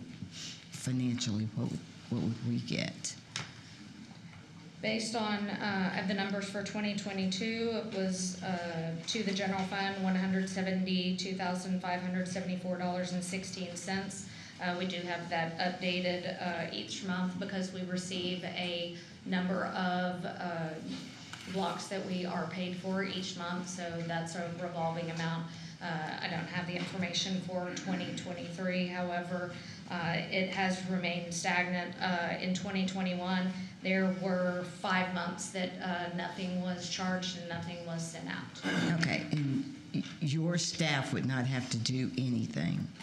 My staff does nothing more than they do currently. Okay. I'm opposed to this. I just don't think we ought to be in the business of helping NTTA collect. That's not what we do. Just like we're building software, I don't think we ought to be in that business either. And sometimes the juice just ain't worth the squeeze. I mean, $170,000 annually, I don't see the big benefit. So that's all I have to say. All right. Any other questions or comments? All right. We have a motion and a second. Any further discussion? Seeing none, please cast your vote. All right. It passes 3-2. All right. Next up in the County Judge and Commissioners section, we have an interlocal agreement in Precinct 1. Yes, Your Honor, I have an interlocal agreement with the City of Fort Worth. I move approval of item P, 1A, and B. Second. All right, we have a motion and a second to approve item P1A and B. Any discussion? All right, seeing none, cast your vote. Elisa Simmons trying to block Commissioner Brooks. All right, she's corrected that, so it passes 5-0. Item 2, interlocal agreement, Commissioner Ramirez. Yes, I have an interlocal agreement between Tarrant County and the Tarrant Regional Water District. I would move for approval of item P, 2A, and B. Second. All right, we have a motion and a second to approve item P2A and B. Any discussion? All right, seeing none, please cast your vote. All right, passes unanimously. And next up, we get appointments to various boards and commissions. Commissioners. I've got several. Okay. I move appointment to the following boards. Judge Tim O'Hare to the Public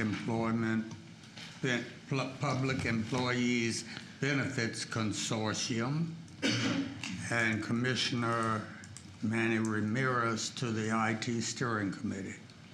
All right, we have a motion to appoint me to the PEBC board and Commissioner Ramirez to the IT Steering Committee. Do we have a second? Second. We have a second. Any discussion? All right, please cast your votes. All right, that passes unanimously. Your Honor, to the Human Services Advisory Committee, I've got several reappointments. Those include Connie Nizwadomi, Jim Fletcher, Connie Nahuliwa, Jacqueline Flint, Patrick Johnson, Francine Spear, Dana Springer, Beth Noel, Marcus Rockwell, David Johnson, Lynn Scott, Mike Doyle, and Amy Calloway. New appointments, Dr. Jared Williams and Fabian Vasquez. All right, we have a motion for multiple reappointments to the Human Services Advisory Committee and 2 new appointments to the Human Services Advisory Committee. Do we have a second? Second. All right, we have a second. Any discussion? All right, please cast your vote. All right, that passes unanimously. All right, any other appointments to boards or commissions? Okay, seeing none, we will move to approval of the claims and addendum. Move approval of the claims, including the addendum. All right, we have a motion and a second to approve the claims and the addendum. Any discussion there? All right, seeing none, cast your vote. All right, that passes unanimously. Next up, our briefing section, legislative issues. Thank you, Your Honor. Members of the court, we've included in your backup material a memorandum from Mr. Schaffner as relates to activities within the legislature. I'll be more than happy to answer any questions that you might have. As you can see, the finance bills are moving through, including the supplemental appropriations bill is moving. We expect that to go to conference sometime within the next several weeks. Other bills of interest that you see there relate to platting and development processes. There is one bill, that Senate Bill 1787, which would establish minimum lot sizes on residential zoning outside of an HOA in municipalities. It would apply to municipalities in Tarrant County. And then we're continuing to work with the legislature as it relates to various economic development bills. I'll attempt to answer any questions that you might have. If you need any greater detail on any of these, Mr. Schaffner is available by telephone. I have one question. So does Tarrant County have a written policy that county employees are not to testify in Austin without approval of the entire Commissioner's Court? So in that particular area, the county's position is only whenever we have a unanimous vote of the Commissioner's Court. So if any employee that would be testifying for or against a particular bill that is different than the position of the Commissioner's Court, then while we don't have a policy necessarily, we do frown on that simply because you all are the policy development section of the county. Okay. Another question.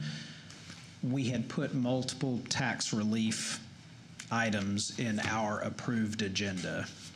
Yes. Our approved legislative agenda for the court, and there seems to be competing bills between the Senate and the House. I'm assuming Russell is not going down and taking a position in favor of one over the other. That's correct. You might remember we came to Commissioners Court on that and asked specifically if we could comment in general and not on any specific bill because there were various bills that talked about different percentages. Okay. All right, any other questions for GK on this item? All right, seeing none, now we move to the discussion concerning homestead exemptions for county residents. And Helen is going to make that. All right, Helen.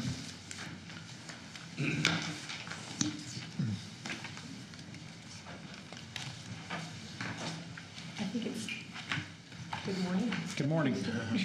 Close. Good afternoon now. So, homestead exemption. The auditor's office, the tax office, admin, budget and risk management have all worked on this, basically taking a crash course and trying to be able to explain. The one thing that I want everyone to understand is a moving target. There is no specific number that we'll be giving or you'll be looking at that we can say definitely will happen, okay? So, you should have the most updated version in your red folder. And I want to say that all the information that we used, we received from TAD. It's using the tax year 2022. And these are estimated, fluid, no specific numbers. And so as we analyzed this, we looked at the appraised value. And we looked at what we received from TAD, and there are approximately 404,000 accounts that currently receive some type of homestead exemption from some taxing entity within the county. For Tarrant County, we have approximately 170,000 accounts that receive some sort of Tarrant County exemption, over 65 or disabled vet. And so that would mean the county would approximately give 234,000 accounts an additional exemption with anything that y'all would approve. The collective savings for homeowners would be approximately $14 to $15 million. The average savings per home is $34 based on a 5% rate. The homestead exemption is whichever is approved by court. It will take plus a $5,000 limit. So if you will use a 5%. If you used it 5% and approved that, if their tax exemption wasn't at a minimum $5,000, it would just default to $5,000. Any questions before I go on any further? Okay. No. So facts regarding what we currently do. The local option for over 65 is a $50,000 exemption. For disabled vet, it's $10,000. And there also is a rolling percentage based on the disabled vet rating by that they receive from the federal government. Let's see. And if we determine that we want to move forward with this, we have to make a decision prior to July 1st. Okay? Helen, Yes, so sir. remind me again, we cannot, as a county, offer a fixed amount exemption. Is that correct? That's correct. It's a percentage. Counties, other entities are able to do fixed amounts. County is percentage. And it's just county? Or I believe that is a correct statement. That's percentage. But let me look into that to make That's sure. what we've always been told. That's right. Is it's just by percentage, right? Yeah. Just By percentage for counties. Not a fixed dollar amount. So for someone who owns a $20 million home, they're getting quite a lot more of a benefit than someone who owns a $200,000. That's problematic, yes, sir. Yeah. I think it's all relevant. Yeah. So, well, I don't know if you're going to do this in a second, but let me just throw this out here while we're here. So, Bexar County offers a 20% homestead exemption. Travis County offers a 20% homestead exemption. Harris County offers a 20% homestead exemption. Dallas County offers a 20% homestead exemption, and a Parkland 20% homestead exemption. Denton County offers a much lower homestead exemption. Collin County offers a much lower homestead exemption. Tarrant County is, I would say, not leading the way with a 0% homestead exemption. All right, yeah. Please continue. So you have another second sheet, and this gives you various scenarios. So we put together the very first one. Your second page should be titled Homestead Exemption Scenarios. So the very first one is with no homestead exemption, and that's choosing values for homes with the average where we start, and then the $400,000, $500,000, $600,000, and $700,000 homes. So you see what the tax would be without a homestead exemption.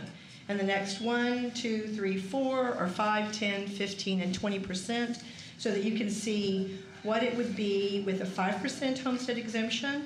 For a 5% would be $34 to $78 for the various homes, starting with the average going up to $700,000 home, and then the same for a 10%, 15%, and 20% homestead exemption. Are there any questions on that? This does not give us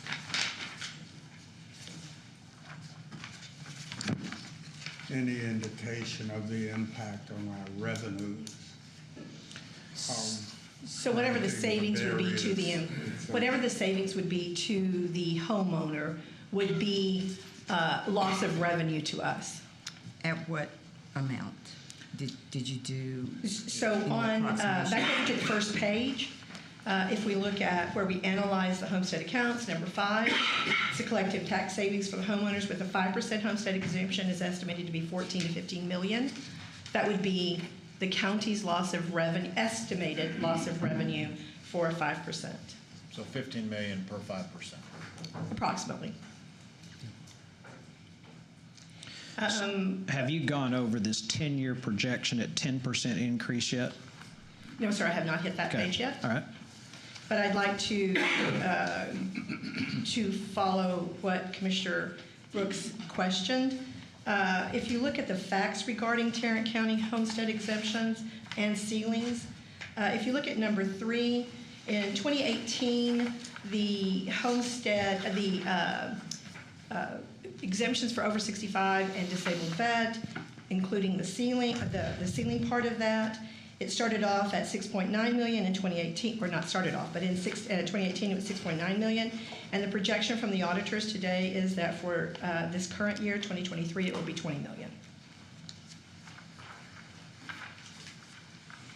All right, so your last page, which is the one that the judge was referencing, this is a 10-year projection. It's taking the homestead, the 500, that we just used $500,000 home for this example.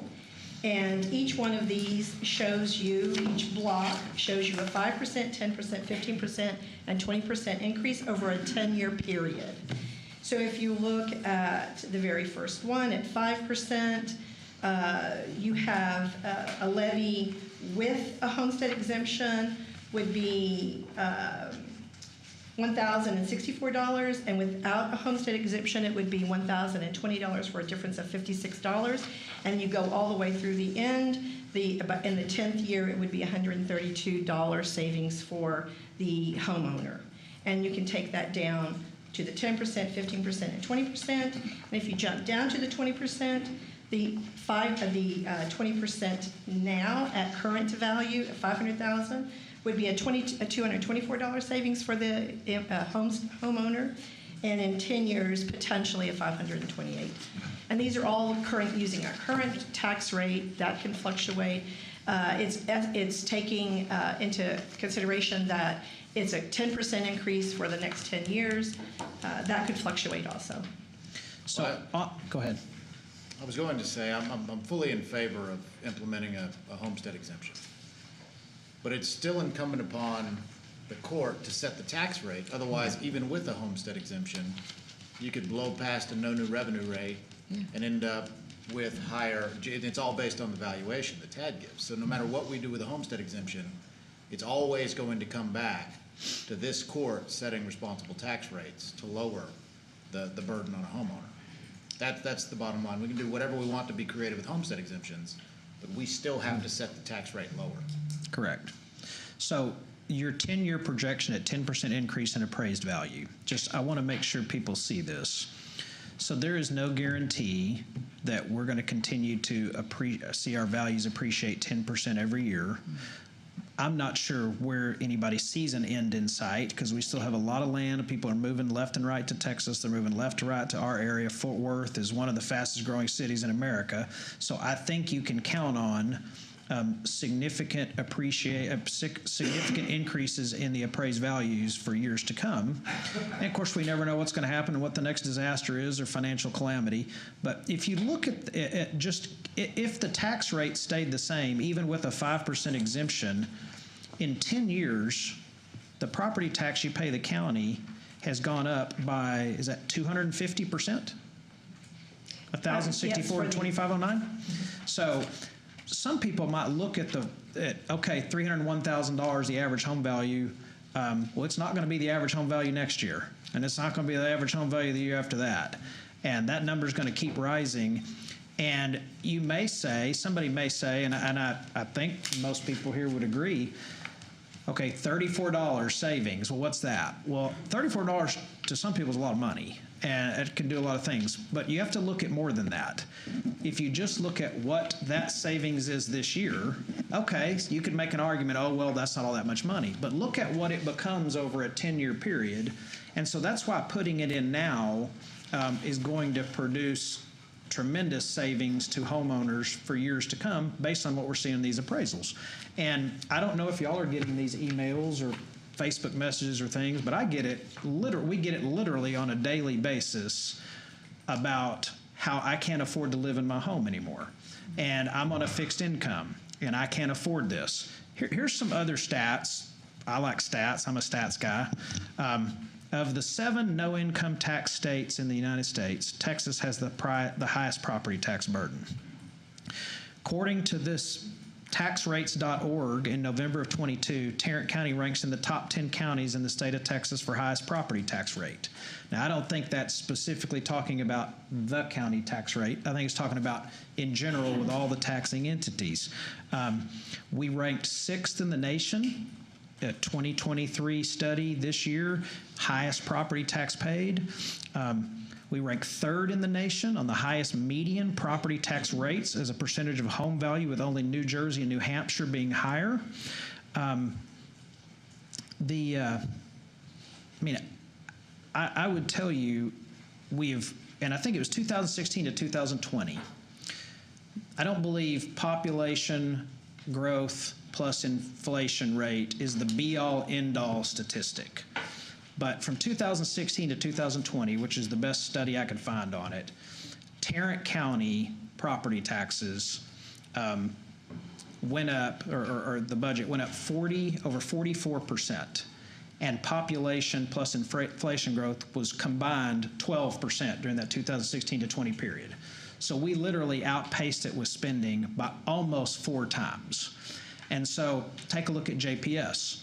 Based on what we have reviewed and the data we could find, for 30 years, it appears, and when I say it appears, I'm not making a definitive statement because there's still a couple of things we're checking, but it appears 29 of 30 years, JPS, which obviously the rate is set by this court, for 29 of 30 years, it appears JPS has raised property taxes on the average homeowner, 29 of 30 years.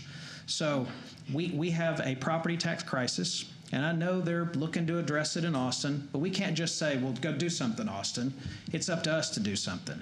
And we have an opportunity before this budget to set an example and to be leaders for the county. We don't want anyone, fixed income people, low income people, or anybody else, to find themselves in a situation where they can't afford to keep their home or live where they want to live because property taxes are too high.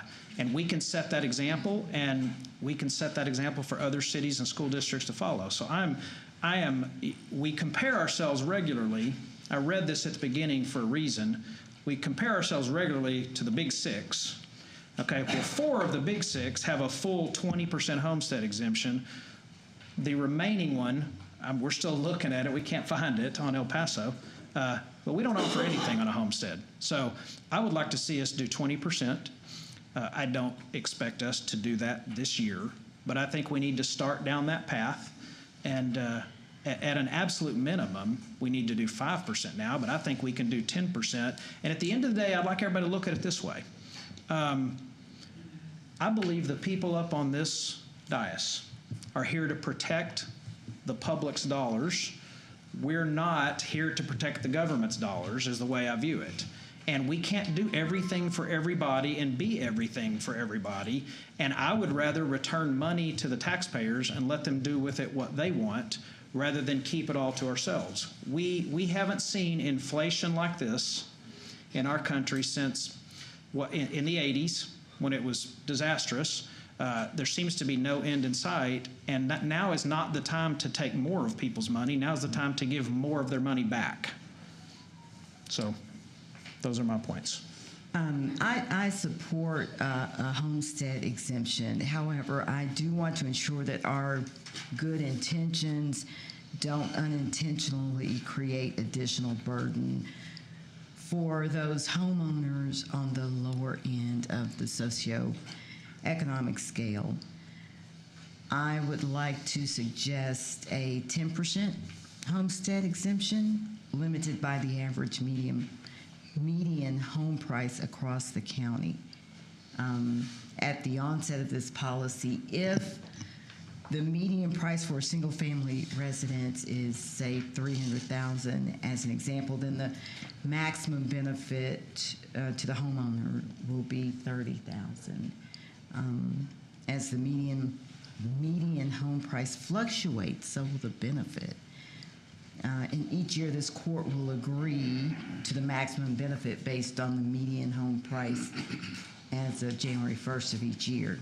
The maximum benefit or cap may go up or down, but the benefit to the homeowner will not be greater than 20% of the home value. Of course, $5,000 homestead exemption would be the floor. So I would certainly support a 10% homestead exemption moving forward. Is that possible to limit it at the median, or do we have to offer the blanket 10%? We would need to go back and look at the statute. I don't believe it does, but we need to go back and read the statute and have legal weigh in on that. Yeah, she's saying 10% across the board, not trying to limit it to a. Okay. I mean, I think, yeah, we know that legally you can't say cap it here on the 300. Yeah. So what are we going to cut to make up for the 28 to $30 million? Miss Budget Director. So we would be extremely frugal. We'd have to talk to y'all about the structure, market, and merit for the employees. We would have to, because that's where your largest expenditure is on personnel. So it would have to be a discussion that was had amongst the court members. Again, I would mention when we talk about personnel, and I've said the stat time and time again, Tarrant County operates one of the most lean machines in the state of Texas. Given that we've got 4,500 employees at a population of 2.2 million, Dallas County 2.5 million, they've got 7,500 employees. Bexar County 2 million, they've got 6,000 employees. We operate a very, very lean machine. So that's a concern for me if the impact is to personnel. Again, I go back to saying no matter what we do on homestead, and again, I'm supportive of 10%, 20%, whatever y'all want to do. At the end of the day, it's about setting the tax rate so that we don't raise taxes on our citizens. Because no matter what homestead we put in place, you can always fudge the tax rate to make it to where it's tax neutral. So no matter what we do with a homestead, we have to make sure that it's not just symbolic, but that it actually means savings. And also, we have to recognize the impact that we're having. Yes, $34 multiplies year over year over year. it makes a big difference. But at the end of the day, the biggest rates that our citizens are paying are their local city taxes, their school district taxes.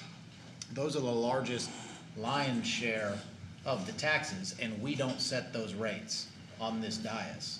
We set the county tax rate. So if everybody's going to commit to lowering taxes for our citizens in the form of a homestead exemption, which I think we should, we also need to commit to lowering the tax rate so that there's a savings.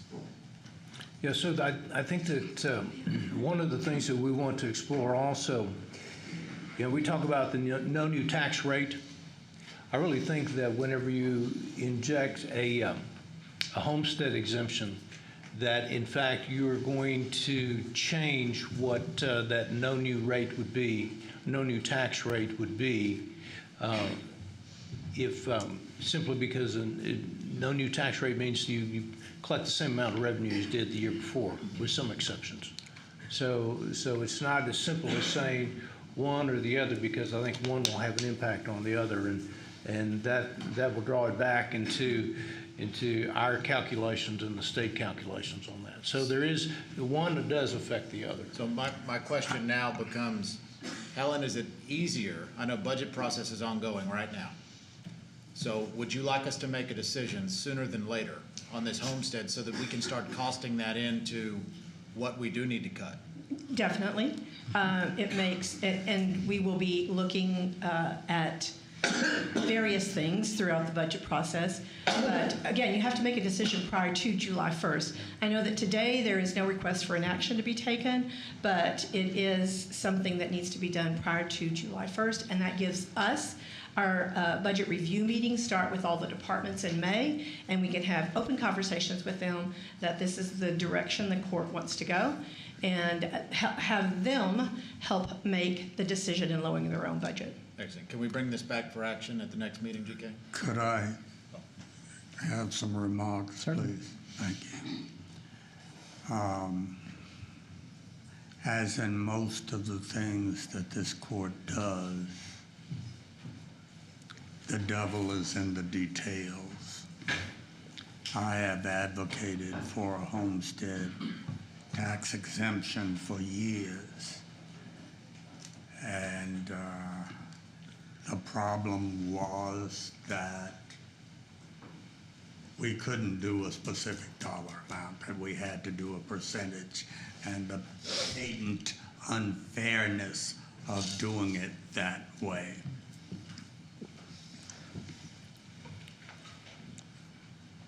I still would be in favor of doing some sort of a homestead exemption. My concern is when we start talking about cuts to the merit pool for our employees,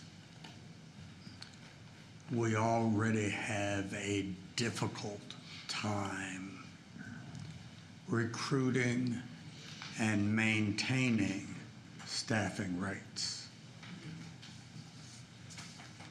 This will only make it more difficult for us to maintain existing employees in whom we've got significant investments of training and institutional knowledge. I think we have to be careful and we have to be deliberate about how we do what it is we propose to do, so that we don't end up throwing out the baby with the bathwater.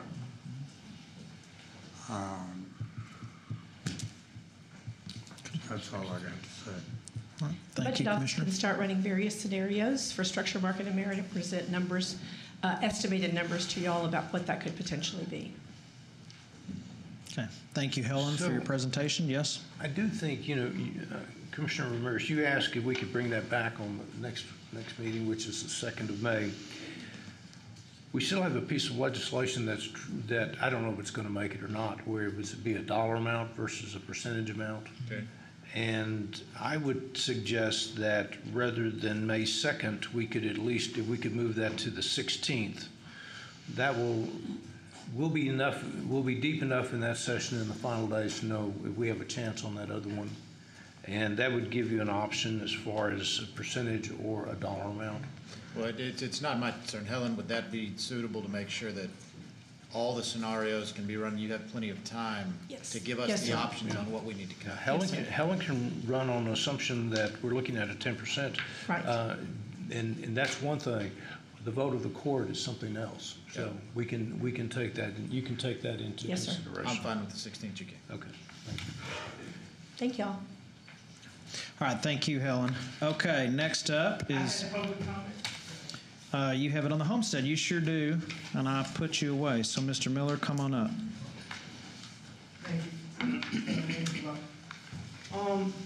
I have a unique experience with the homestead exemption that started in 2018, which you need to hear about.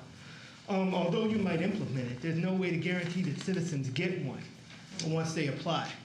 I signed up for a homestead exemption on my property in 2008.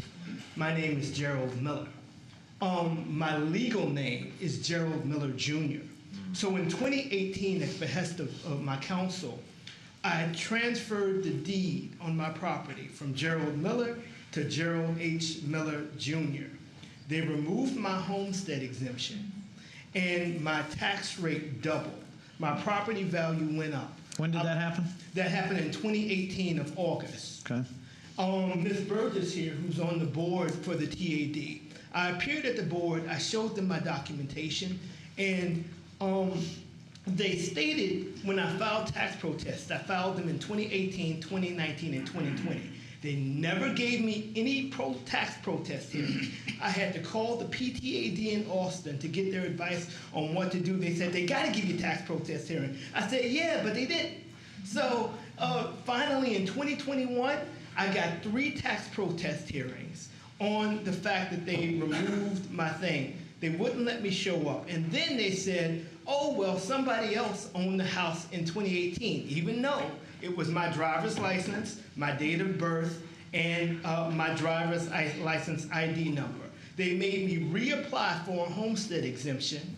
They retroactively applied it, but they still changed the tax rate on my property and the valuation of my property because they said the property deed changed names. Now, when you apply homestead exemptions, and it's interesting to know that TAD doesn't have any processes, rules, or procedure manuals in place for dealing with that or to address the improper removal of homestead exemptions. I know because they forced me to do a tax protest lawsuit, which has been ongoing for 2 to 3 years to challenge the unlawful removal. And I've spent a total of 567 hours in the law library. There's been 27 motion files. And lately, TAD and the TARB said they're not responsible for the tax protest hearing and that I couldn't sue them for improper processes and procedures they put in place. So, you know, you talk about allowing these tax exemptions to go forth, but there's no way for citizens to force the TAD or TARB to comply with your actions that you set in place by law if you do put this in. And you just need to know that. This is what they're doing to people. Okay. Thank you, Mr. Miller. I'm sure you're fully capable of handling your forms and your protests and whatever you want to do, but if you would like help from my office, we would welcome you to come in and help walk you through it and try to help you. Okay? They don't have process and procedures in place in TAD. And Well, I understand, but we're happy to help you if you'd like to take us up on it. All right. That's all we have on this item. So next is our TechShare project update. Briefing on TechShare. Thank you, Your Honor. Mr. John Dayhill, who is the Executive Director of the LGC, TechShare LGC, is here to make that presentation. Good morning, court members. I think it's Good morning. Good afternoon. Afternoon. My name is John Dayhill. I have the pleasure of being the Executive Director of both the Texas Conference of Urban Counties and TechShare. And so I brought for you today a brief overview of TechShare. It would take far too long to go through the 20-year history of TechShare in great detail. But to the extent you all want to know more information once I'm done with the day, I'm willing to come back anytime, sit down with any one of you, go through any detail you want to go through. So let me, I've been asked to kind of give you a history of TechShare itself, how it got started, where the idea came from, how it's run, and then tell you a bit about our products. And I understand that you probably have questions about Court in particular, and I'm happy to take those. So I've been told this works. There we go. So in 2004, the Texas Conference of Urban Counties was led by individuals that included folks from Tarrant County Commissioner's Court and the Dallas County Commissioner's Court. And they began asking themselves how counties could collaborate to save money. Now, Judge, you just got appointed to the DEPC board. That organization, that entity, was created in 1997. I know because I was a lawyer for Dallas County that helped put it together. And what y'all did with Dallas County and the NTTA was agree to fund a set of employees to administer a single benefits plan. And by doing that, you're not both paying different sets of employees to administer your health plans. And by doing that, you save money. You also save a little money by going out to market together, you hope. You all each bear your own individual expenses. You don't bear the risk for Dallas and so on. But you work together to save money at the end of the day. And that was the idea behind TechShare. There were, counties were frustrated with the software they were using. They didn't think it did a very good job.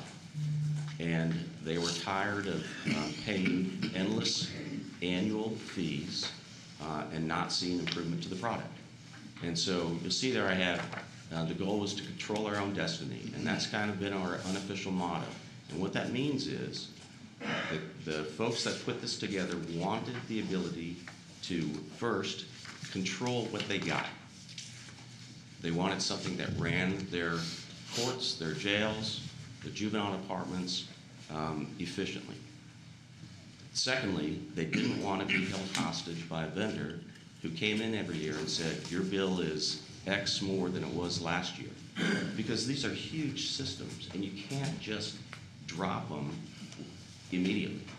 To replace them takes years. And so if you don't have the ability to control your costs, you are stuck with that vendor while you look for an alternative. So that was the idea behind the creation of TechShare. So the conversations really started in about 2002. But 2004, they formed the first group, and they signed a contract with Tyler Technologies. And it says there's CJIS. Well, that meant the Common Integrated Justice System.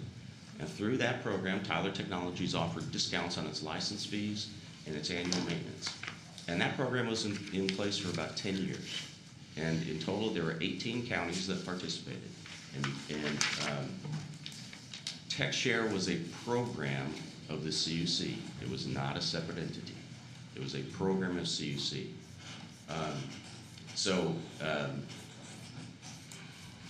Sorry, let me back up a page. Okay, and then in 2005, Dallas County had developed a system that they called JIS, Juvenile Information System, and they wanted to make that available to other counties. And so they gave it to TechShare.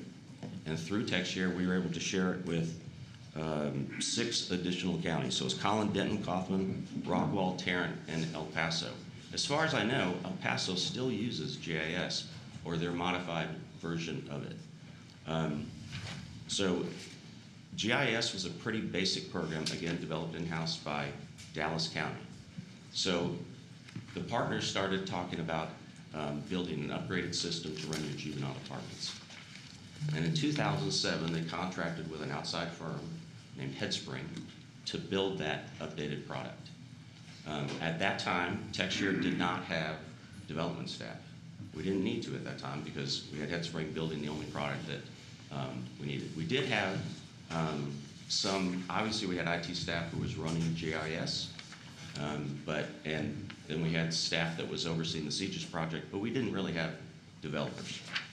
In 2011, we began a project to build out a prosecutor module to run your DA's office. And at that time, Tarrant County had already built the CCCMS, which stood for Criminal Court Case Management System, I believe. And they contributed that to TexShare as a starting point to build out what we would call later TexShare Prosecutor. And let me explain how TexShare works. We have stakeholders. Those are owners of the products. You become a stakeholder by paying for the development of the system. Now, you can either come in at the front end and join the development project, or you can come in later and come in as an owner. But either way, you're going to pay your proportionate share of the development costs. And to date, TexShare has always split development costs based on population. So, for example, Dallas paid more for JCMS than Tarrant did because Dallas had a bigger population. Now, as other counties came on and became stakeholders, Denton County, for example, came onto JCMS. We figured out, based upon what the total development costs were, what Denton County's proportionate responsibility was to cover their costs. They made that payment to TexShare. TexShare then just gave that money back to Dallas and to Tarrant counties. And in that way, you get reimbursed for your upfront development costs. In addition to stakeholders, we also have, when we first started, I've got to tell you, we thought everybody would want to come on as a stakeholder. Everybody would want to be an owner of the software. That turned out not to be the case because sometimes that big stakeholder capital payment was just a little too much for counties. And so we created a SaaS option, which is software as a service. And think of them as just annual users of the software. If they pay for a year, they get to use the software for a year. Included in their price is a little bit that goes back to the stakeholders as reimbursement of their capital. And in fact, just last week, the TexShare board met and approved our annual distributions. I happen to have with me 3 checks today, all to Tarrant County, obviously.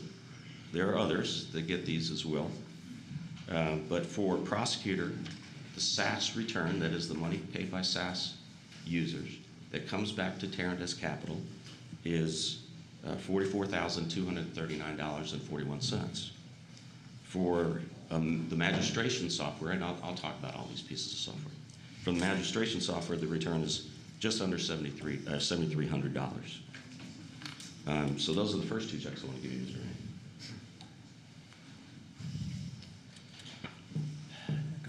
Okay. Also in 2011, there were participants in the CGIS project using Tyler's product that were not happy. And it was primarily Dallas and Tarrant counties.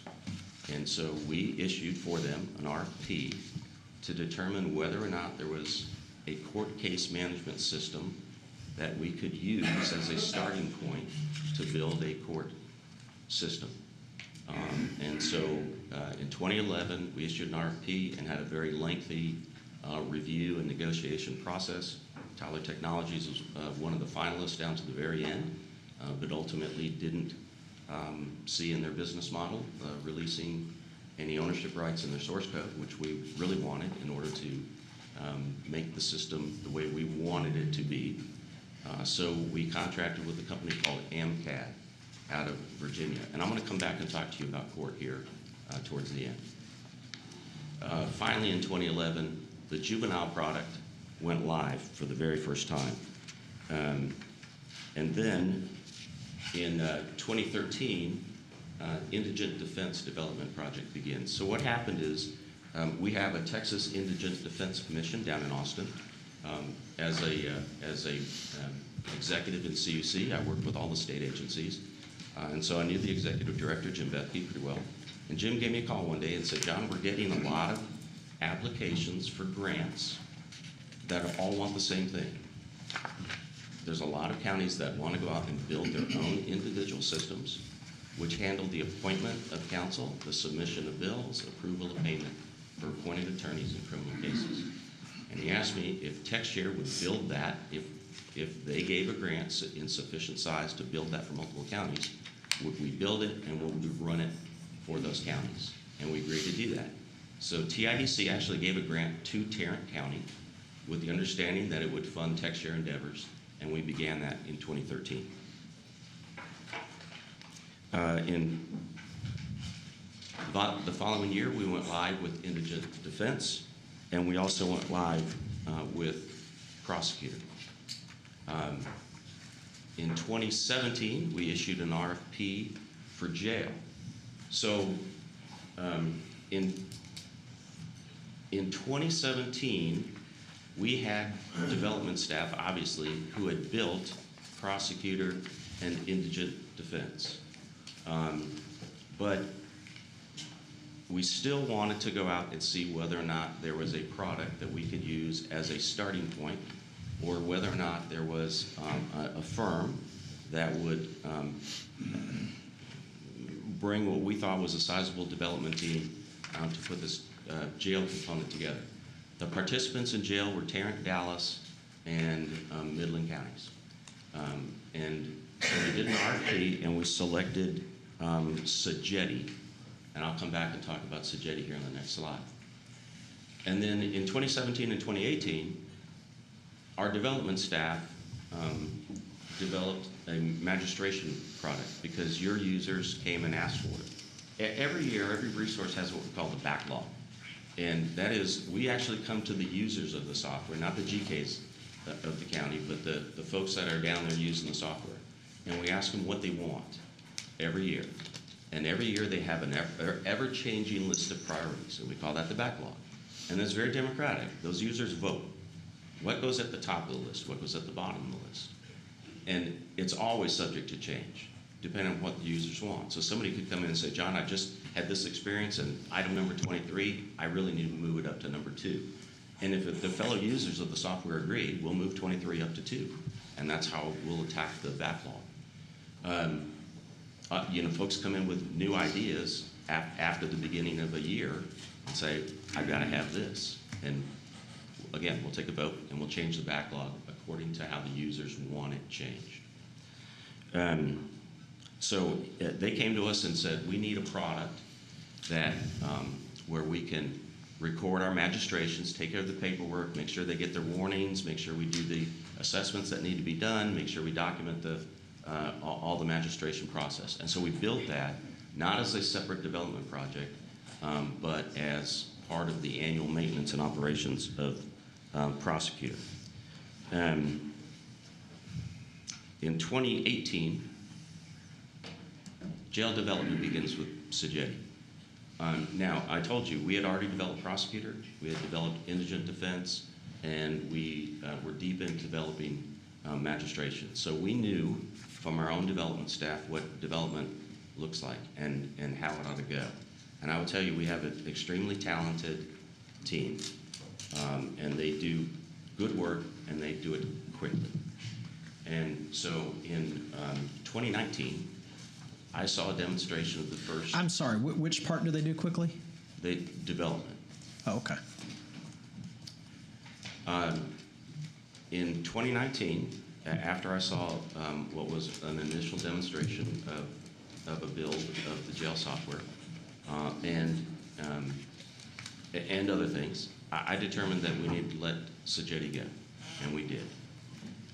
And so the participants in the jail product, again, Tarrant, Dallas, and Midland, it took about 6 months to reassess how to move forward, and we had presented a plan using our development staff. We're completing the jail project. And I will tell you that the initial contract for jail with Sagetti was for $13 million, and we developed jail for $11 million, and we did it on time. In 2019, we developed the TechShare Local Government Corporation. So you saw back on the first slide that CUC oversaw a program called TechShare. And beginning in about 2016, 2017, the CUC board started asking questions about, such as, hey, John, why do we have the authority to approve or disapprove budgets that have already been approved by the participants in TechShare? I mean, really, if they want to spend X dollars on jail, who are we to say, no, you can't spend X dollars on jail? And so we began a conversation about a different approach to the organization. And for a period of about 2 years, I worked with primarily Dallas and Tarrant County to put together both the bylaws for TechShare Local Government Corporation and the terms of the agreement that would control the participation in TechShare. So we have what's called the Master Interlocal Agreement for Participation in TechShare. And that's what everybody signs when they come in as a user. And then behind that, we have an addendum for each specific software application. I need to stop here and tell you how development projects get funded. We do not have a pot of money. We're not a for-profit entity, and we do not have a pot of money to draw from to pay our people during a development project and then come ask for reimbursement. So when we do a development project or when we do an implementation project, we get payment in advance. And we do that with everybody, and we always have. But on the flip side, to the extent we do not use an entire budget, we get that back. So we put it into what we call an agency liability account. We don't recognize it as revenue, but every month as we incur expenses, we'll recognize just enough revenue to cover those expenses. And whatever is left at the end of the day goes back to the counties. So I have today another check to Tarrant County for unused fees for both a jail implementation and a development project for a specialty court product they wanted built in. And that amount is $254,372.33. Finally, I mentioned that TechShare is a nonprofit. And while as the executive director, I'm telling the board that we need to build a reserve because we don't have a sufficient reserve for an organization of our size, we don't want to keep money on hand that we don't need. And so after 2 years ago, the board adopted a policy that would cap the revenue that we may keep from any single resource in a year, right? Because while we want to build a reserve, we don't want it to come all from the users of, say, indigent defense or all from the users of magistration. So there's a policy to cap that. But because of our financial performance in 2022, I asked the board to approve additional distributions. And Tarrant County is the biggest participant in TechShare. You're involved in every single one of our resources. There's no other county that is. And so you get the lion's share of that reimbursement. And that'll be coming through electronic payments, and that amount's going to be just over $203,000. So that should be coming later this week or next week. Finally,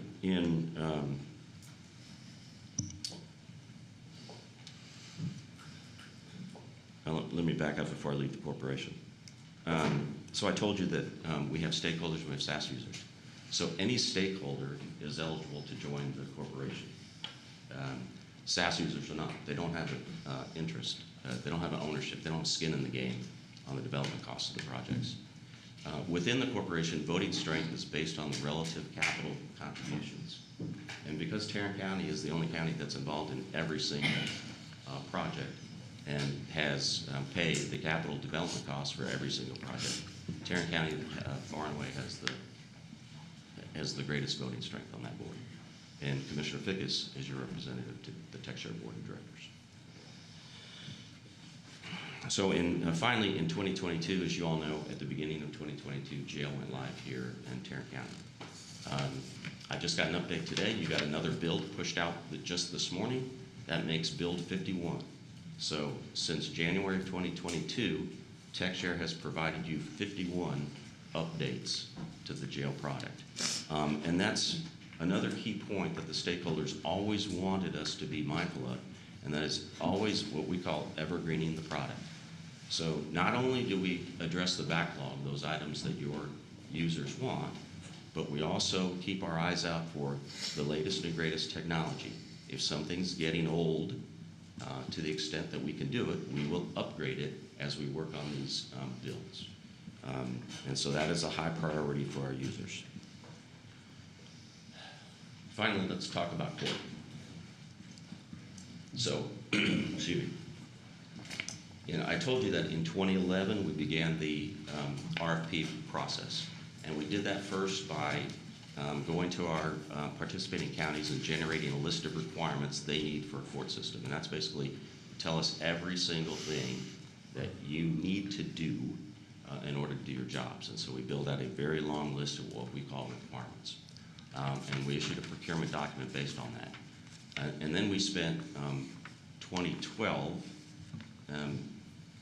negotiating and looking at the proposals. As I told you, Tyler Technologies was included in that toward the very end. But at the end of the day, we went with a company called American Cadastry out of Virginia, also known as AMCAD. And they had a software product that had been in use since 2010 in Arizona. They had a statewide contract to put their software in use in Oklahoma. They were serving, they were in 38 states and served about 1,000 government agency clients. And so it wasn't, to us, a small software company. And again, Tarrant County is on a mainframe system that runs your current court system. Is that correct, Mr. Means? That's correct, yes. And way back in 2011, there was perceived a need to get rid of the mainframe system. It was at end of life. And so that is why, and again, because this predated our development experience with our internal team. So really for those reasons, we went to the market instead of looking to our internal team to build a court system. So we contracted with AMCAD. As part of the negotiations, they offered us the right to buy an enterprise license for the entire state of Texas, meaning when the system was done, we could then offer it to every county in Texas and every municipality if they wanted to use it for their municipal courts. In 2014, AMCAD lost the Oklahoma contract. In June of 2014, Oklahoma canceled the contract. In the next month, AMCAD went bankrupt. Because of the contract terms we had negotiated, we had the right to the source code. So the same day that they filed for bankruptcy, we downloaded all the code. Also, we hired all of their developers the very same day. And so then, beginning in July 2014, we started sending our project manager to Virginia to work with the AMCAD developers. In November of 2014, we added some resources from, again, Sogeti, a worldwide software company. In 2015, Potter County had a need for software to run their JP courts, and they joined the project. In 2015, we began implementing in Dallas County because we had declared that substantial development was done. And so our team then turned their attention to working in Dallas County. In May of 16, we turned on the JP functions in Potter County. And so from what we could tell, we had working software in Texas. Midland saw that too, and in 2018, Midland came in and joined and paid a proportionate share of the capital. In March of 2019, Tarrant County turned on what we call case tracks. It's just a small component of the software, but I think it's still in use today and will be until it goes live. Yeah, I believe it is. Yep. So you're continuing to use it today. That was developed through the court program. But it started to become ever more clear throughout 2019 that there were difficulties. As I said, AMCAD was live in Arizona, but their users are much smaller than our Texas counties, much smaller than Tarrant and Dallas. And we had such difficulties in Dallas that we began to think that this was not going to work. So in November, I went out and retained a firm that works closely with Microsoft and had them do a review of the code. And I then brought those findings here to Tarrant County. And that's when the decision was made to pull the plug on Tex-Share Court 2.0. I can't defend it. I can only tell you the facts. So I know the county sunk a lot of money, so did Dallas, and so did Travis, excuse me. And sometimes projects fail. But I will tell you that along the way, not only do we have these successes here, but we have project managers who are telling us it's going to work, it's going to work, it's going to work. I can't tell you how many Sunday evening conversations I had with project managers saying, is this going to work? It's going to work, it's going to work. At the end of the day, it didn't work. Not to the level that y'all need it to work. So, Tarrant County took about 6 months to look at options. And we brought forth a plan to use the TechShare development team to build out court. And that's what we're calling TechShare Court 3.0. And so we started work on it in June. Potter County signed on the following year to upgrade their JP system. And now that system's going to go live in about 11 days, 12 days, over the weekend, the last weekend in April. Our team will be here working long hours into the night. They'll start Friday night. They'll turn off your current system. They'll migrate all the data into the new system, and they'll turn it on and start working through bugs. And then sometimes late Saturday night, early Sunday morning, there'll be a go, no-go decision based on how the system's performing. I expect it to be a go decision. And come Monday morning, your folks show up, they're going to be using new TechShare Court software. So now, I know you have questions. If you want, I have 2 more slides, and then we'll back it up, and I'll take all your questions. All right. So, where do we stand today? These are the products that TechShare has. We have the first go live date noted there. We have the number of counties that are using it. So, juvenile. Oh, I forgot to talk to you about TJPC. So, when we built juvenile, the state of Texas at that time had the Texas Juvenile Probation Commission, and they provided free software to probation departments called Caseworker. But they came and saw juvenile, and they liked it so much they paid us $3.6 million for the rights to the base software. So we have what we call JCMS Basic, and then we have TechShare Juvenile. Your county uses TechShare Juvenile. It has additional functionalities. For example, it runs your detention facilities. It tracks where your kids are at private placements. It allows those private placements access into the system to update information on the kids. So it's just more functionality. But I think by the end of 2013, TechShare Juvenile software was operating in 250 of the 254 counties in Texas. So TechShare Prosecutor now will soon have 34. I think 2 are still in the implementation phase. 2 of those are in Illinois, DuPage County, Illinois, and Kankakee County use Prosecutor. Indigent Defense is used by 18 counties. Court, as I mentioned, is both Tarrant and Potter County. Magistration is in use in 3 counties, and jail is just in use here. And we can talk about marketing if you want. Finally, let me show these are the Texas counties that are using TechShare software, one of the products. All right, let me stop there and take questions. Questions? Okay.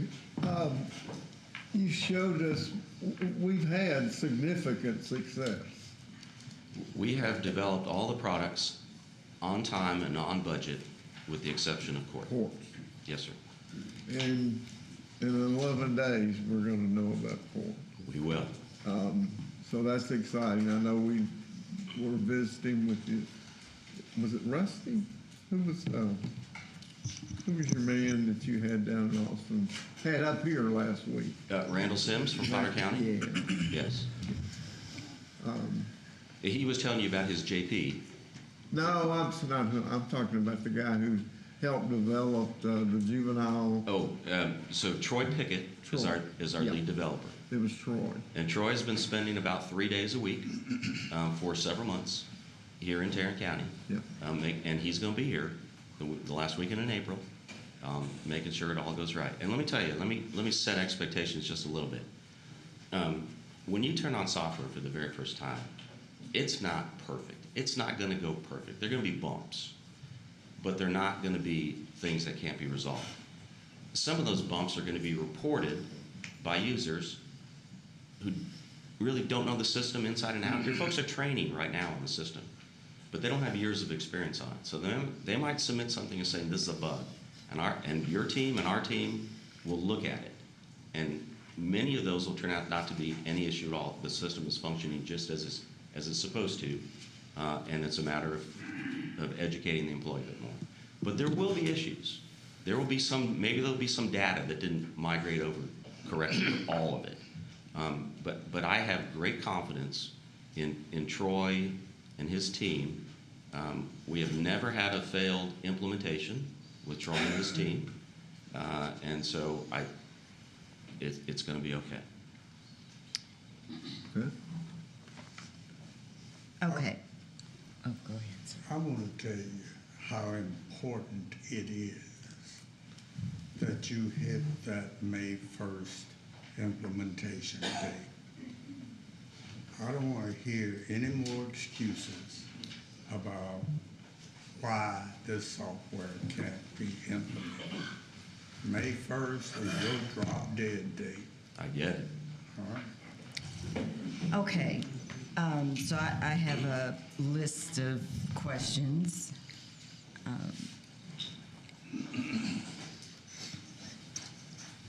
And I appreciate the history Yes, ma'am. of all of the Texture products, but today specifically, I am and have been extremely concerned about court. Because if we look at your history, and I don't have it on that page, we have been developing court since 2011, and this is 2023. Yes, ma'am. Now, well, hold on. you've been developing this version since 2020, mid-2020. Okay, but court, Yes, a ma'am. product for court, Yep. since 2011. Yes, ma'am. This is 2023. We have spent $26.5 million of county taxpayer funds on a software platform that does not work. It is not operational. Am I correct? Today, yes. Okay. Today, it's not operational. 2011 to Well, let me take that back. 2023. I don't know. We've been implementing the new version in Potter County. I don't know whether or not we've turned that on yet in the JP courts. Speaking of other counties, Yeah. you've got a small county, Potter Randall, and it's implemented in Potter Randall, you say? Potter. Just Potter. Just Potter. Okay. So, prosecutor is in 34 counties, indigent defense 18, court, you can't count us because it's not operational. You have 2, magistration 3 counties, jail 1 county. Yes. These are not products I am confident in. We have 254 counties in this state. And thank you to my staff. The question is, who is using indigent defense, prosecutor, jail, and juvenile? It's on this slide. Dallas County, you mentioned Dallas County a number of times, just pulled those away from CUC and took them in-house to phase them out and migrate to Tyler's application. So Dallas County isn't using indigent defense, prosecutor, jail, and juvenile. Yeah, and they're not counted in those numbers. Okay. Now, they are still using the products. They've migrated them over, and they're using them. Whether they're going to swap them out for something else, I don't know. I know that they've done an RFP for jail. They made the decision not to turn on jail, and so they've done an RFP there. I don't know what they're doing. Okay. Let's go back to costs, because we're the county's leaders, and I can tell you all of us are concerned. We're fiscally responsible. What was the original quote provided by TechShare in 2011?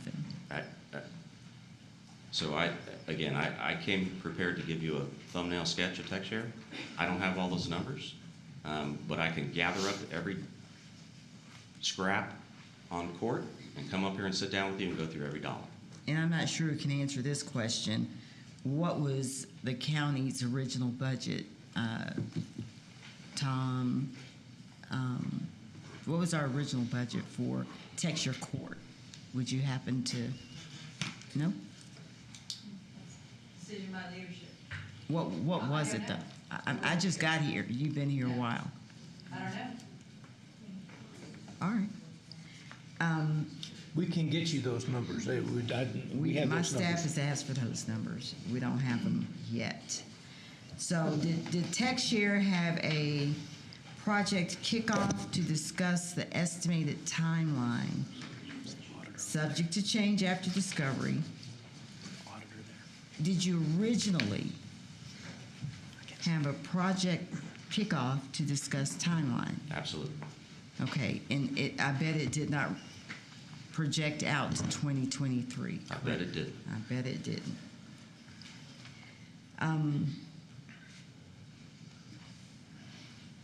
What was the project timeline? What was the original date to go live? I don't have that. Nobody knows. Okay. Mary Louise, no? Original date to go live with TechShare Court.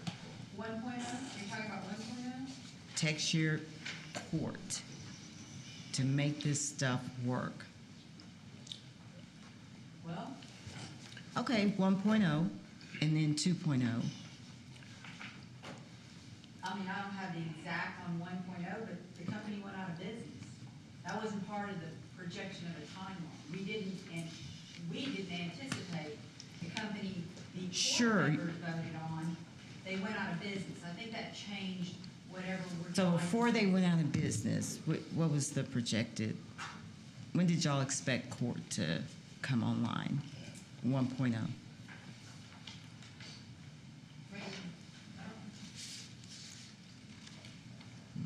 It's written somewhere in the document, I'm sure. So when you look at this, you have to understand that 1.0 was that relationship that we had with Tyler Technologies. And we were developing software, court software. And that was something that we were involved with Tyler for over 10 years.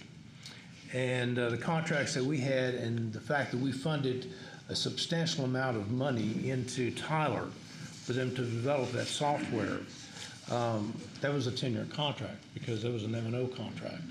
And we were supposed, in those 10 years, we had most favored nation status. In other words, if they took the software and another county utilized it or city utilized it, if they give them a better rate, maintenance and operation rate, then we would get the same. Tyler walked away from that contract. That's fine, but what was, it's a simple question. We knew we were having a briefing. So the question is, for 1.0, when did you expect to go live with TechShare Court? Yeah, Don't know. I can get that for you since I have access to my systems down in Austin. All right.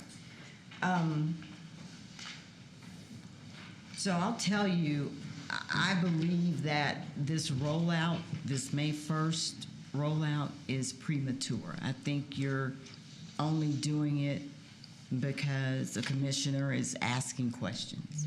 I gotta tell you, maybe I'm not talking to you. I am very afraid that you may implement something that will just fail. You'll take everything off the mainframe, and it's just hastily done because we're asking. If May 1st isn't the date, don't do it on May 1st. I understand you want to, I don't know what you're trying to do, but do not rush the launch if you're not ready. Describe the plans, including the timeline for training front-end users of TechShare Courts. a rollout of a new platform usually takes a while. So I think if I had never asked a question, it probably wouldn't have been May 1st. What's the plan to train folks on this? You want me to? Yes. So, I don't believe, after being in county government 20 years and dealing with taxpayers as an elected official for 13, that I would roll anything out that would damage our court system. So I don't believe I'm taking that stance. I do believe the court members prior to you made decisions that I didn't really agree with. I believe ITD briefed your court members and said the mainframe has to go away, and that's part of why we're doing what we're doing. I don't believe to say Tom and I are driving this because you asked a question is why we're doing May 1st. That's not true. Mainframe is going away. Your predecessors agreed for that to happen. That's fine. We are ready. I want We are mainframe to ready go for May away. 1st. We've been told extensively, time and time again, by ITD, your ITD, that the mainframe is going to be shut down. The criminal court justice system has to keep moving forward. We don't have access to a mainframe. We cannot set cases, Commissioner. So that's why we are moving forward with May 1st. We have been trying to get this off the ground. May 1st, I think Mr. Ayafor can come up and speak to when it's being turned off, or Mr. Manius can speak to when it's being turned off. And I agree with you. I don't think we would turn something on and stop the entire criminal justice system. Tom and I are personally not wired that way. We have confidence in our team and what we can and cannot do. Training is happening right now with my team. I believe Mr. Wilder's team is training as well. We've been with the software. We've helped develop it. Should we be in the software business? I don't know. But your predecessors put us in that business, and we're doing the best we can, and I believe we're going to go live May 1st. I know my team is prepared to, and I would absolutely invite ITD up here to speak to the mainframe and your fear about us not going live if we're simply not ready. Okay, so describe the plans for front-end user support after the rollout. What type of support will there be? Go ahead. Absolutely. And what does it look like? So part of our responsibility is to provide at least 30 days of support, meaning we're here. So after how many years? Since 20, whatever, 12 years, you're going to be around for 30 days. Well, again, we work for you, right? Mm-hmm. All the Texture employees, you're my boss. Through the corporation, you're my boss. And to the extent y'all need help, we're going to be here. This is not just, I understand, look, I don't want to minimize the importance of this. It's extremely important for Tarrant County to turn this on. It's also extremely important to TechShare as an organization, because when it's turned on, for the first time, we will have what we have been developing toward, and that is a full integrated justice system. I mean, all the parts were built to work together. Nobody in the country has that. No one. So this is extremely important to TechShare. Yeah, hardly anybody in the state either, with these 2 having juvenile, 34 prosecutor, 18, 2, 3, 1. All hardware and software have a life expectancy. What makes you feel as if this will last if it's taken almost 12 years to go Because live? we have a commitment to Evergreen through our annual operations and maintenance expenses. So you pay for 3 things through your O&M. You pay a little bit for overhead, insurance, our where we work, computers, hardware, all that stuff. Then you have personnel, and you have storage space in the cloud. Those are the 3 things you pay for. So you control that. The budget always goes to the stakeholders for approval, so there's somebody from your court that has to approve the budget before it even goes to the board of directors of TechShare. So you completely control that. So if you think you want to do more to evergreen the software, you bring that forward and we'll give you the plan to upgrade it. But our commitment through annual maintenance and operations is not just to address the backlog, but to also keep the software current with technology. What, Tom, Mayor Luis, what are the number of open tickets? Not scenarios for testing, but trouble tickets.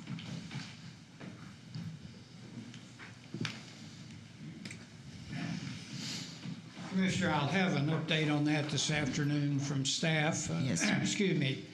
A couple of weeks ago, we had about 400 processes. Now, that's not JIRA tickets, because multiple JIRA tickets will make up a process.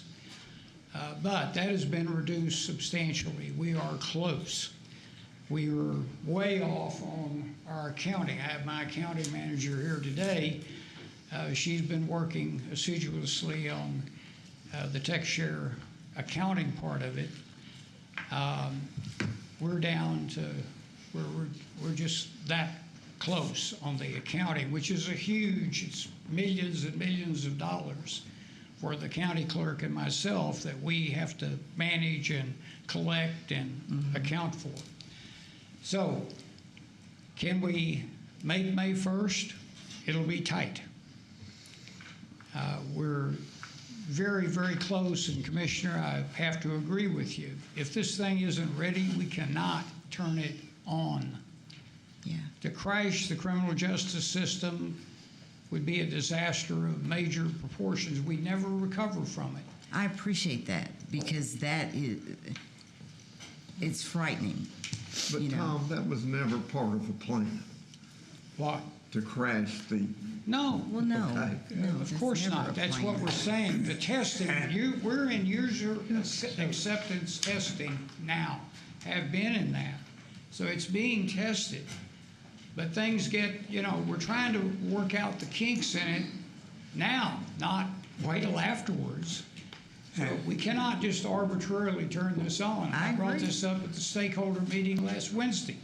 My admonition to Mr. Dayhill not to miss the May 1st date was not that he should turn on something that was not ready, Thank God. but that he should make sure that it was ready by May the 1st. We have extended the go-live date several times, and each time we have extended the go-live date, we have extended the life of the mainframe. Nobody's going to shut down that mainframe until there is something competent to replace it. It ain't going to happen. We are not going to crash the criminal justice system in Tarrant County. Thank God. That is not going to happen. Now, the mainframe, there are some issues there with the contract, according to what the administrator is telling us. I'm going to leave that to y'all. We've never had a part of that, of, the contract or any type of thing. You know we've been trying to get rid of the know you mainframe have. for 5 or 6 years, Tom. Well, longer than that. And, whatever.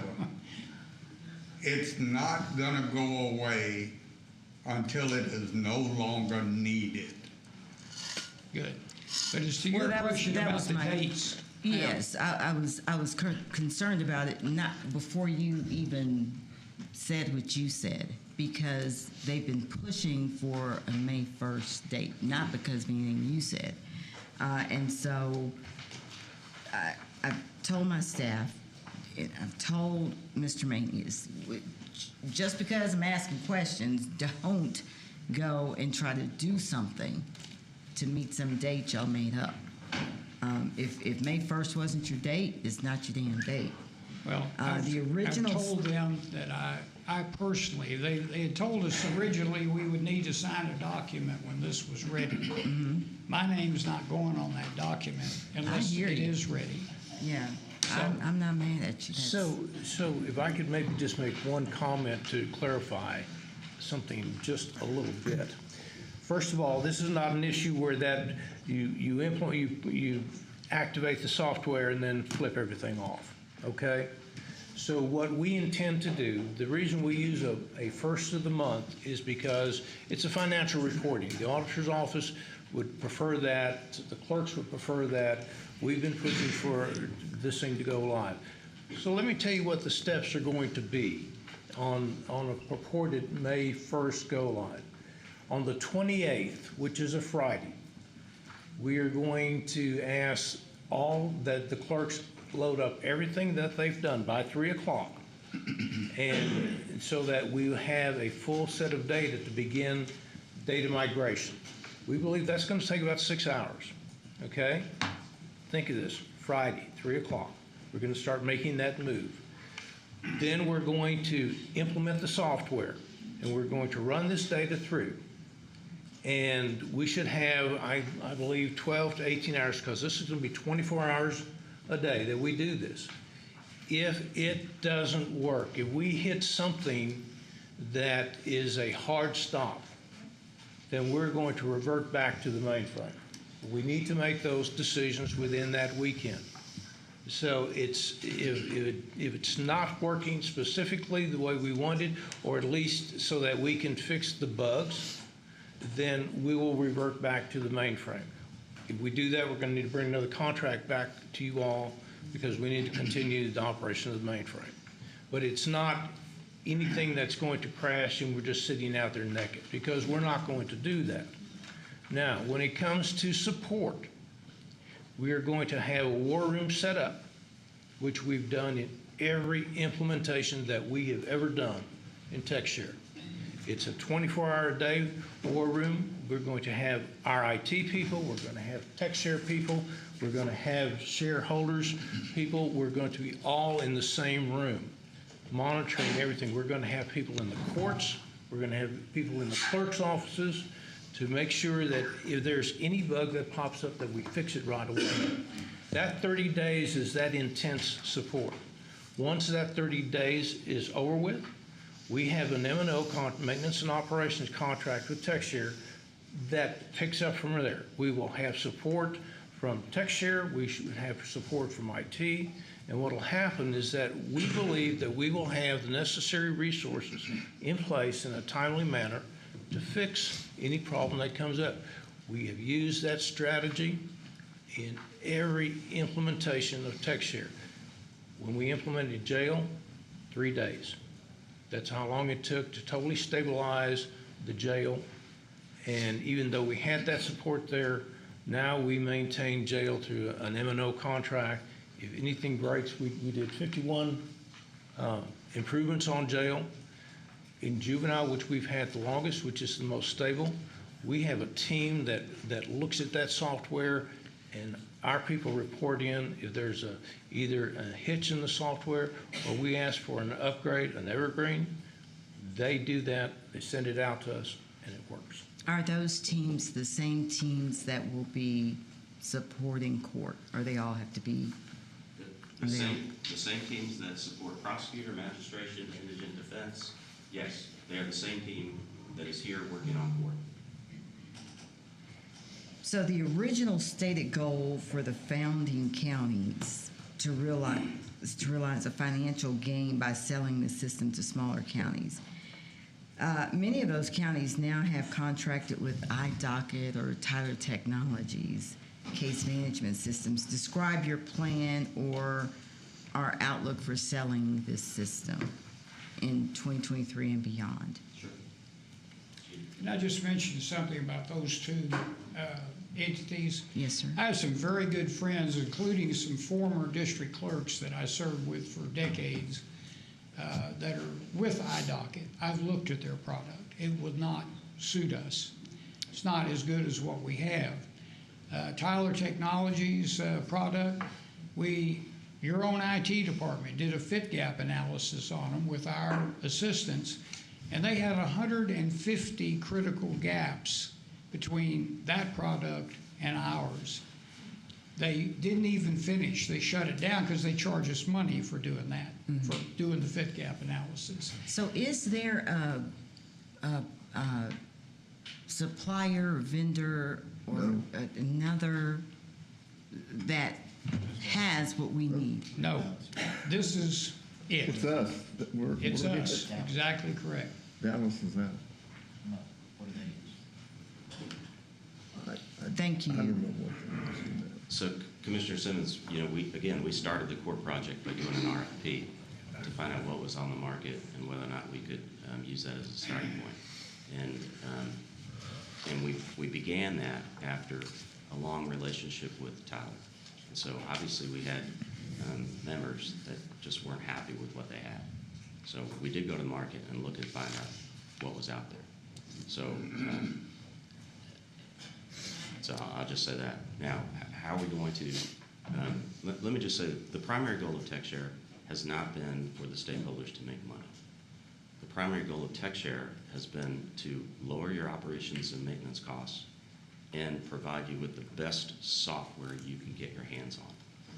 And I think with regard to the other products, we have shown you that. We operate very lean. I heard it mentioned earlier that your staffing in the county is very lean. Our staffing at TechShare is very lean. We do not have a marketing person. We used to, but we couldn't afford it. And so I discussed with the board just last week my plan to do a competitive request for qualifications and for proposals to find out what entities are out there that are suited to help us grow. I have had more than one entity knocking on my door asking to establish a contract with us for them to resell it, get the implementation work, etc. But I don't want to sign a contract with one entity not knowing whether or not that's going to be in our best interest. There are different relationships out there in the IT world. So you have resellers that'll just, for example, you can buy Microsoft products from a number of different resellers. You get your license from Microsoft. Microsoft issues all the updates. You just have to pay the reseller to get your license. So there are those types of relationships. There are others where I think where folks want to sell the product because they want to do the implementation, because implementations can be lucrative. And so I expect to get proposals along that line. It may be that we sign multiple agreements. We break the country up in regions and have different agreements. I don't know, and I won't know until we do this process of inviting folks to submit proposals to us. Okay, a couple other things, and then I'm done. If you put this slide back up. Yes, ma'am, I can. Well. Again. I'm sorry, I went forward. That's fine. There you go. Mr. Wilder said this is the only thing out there.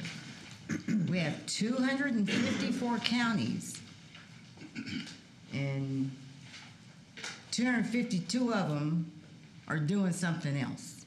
Okay, they're using something else. Yep. All right, let's be clear on that. So this isn't the only thing out there, and I guarantee you, because not many people watch Commissioner's Court. If I had during my first town hall meeting, and TechShare was the topic, and I explained this to the public, we have spent $26.5 million and counting on a platform that we've been building for 12 years that is not operational.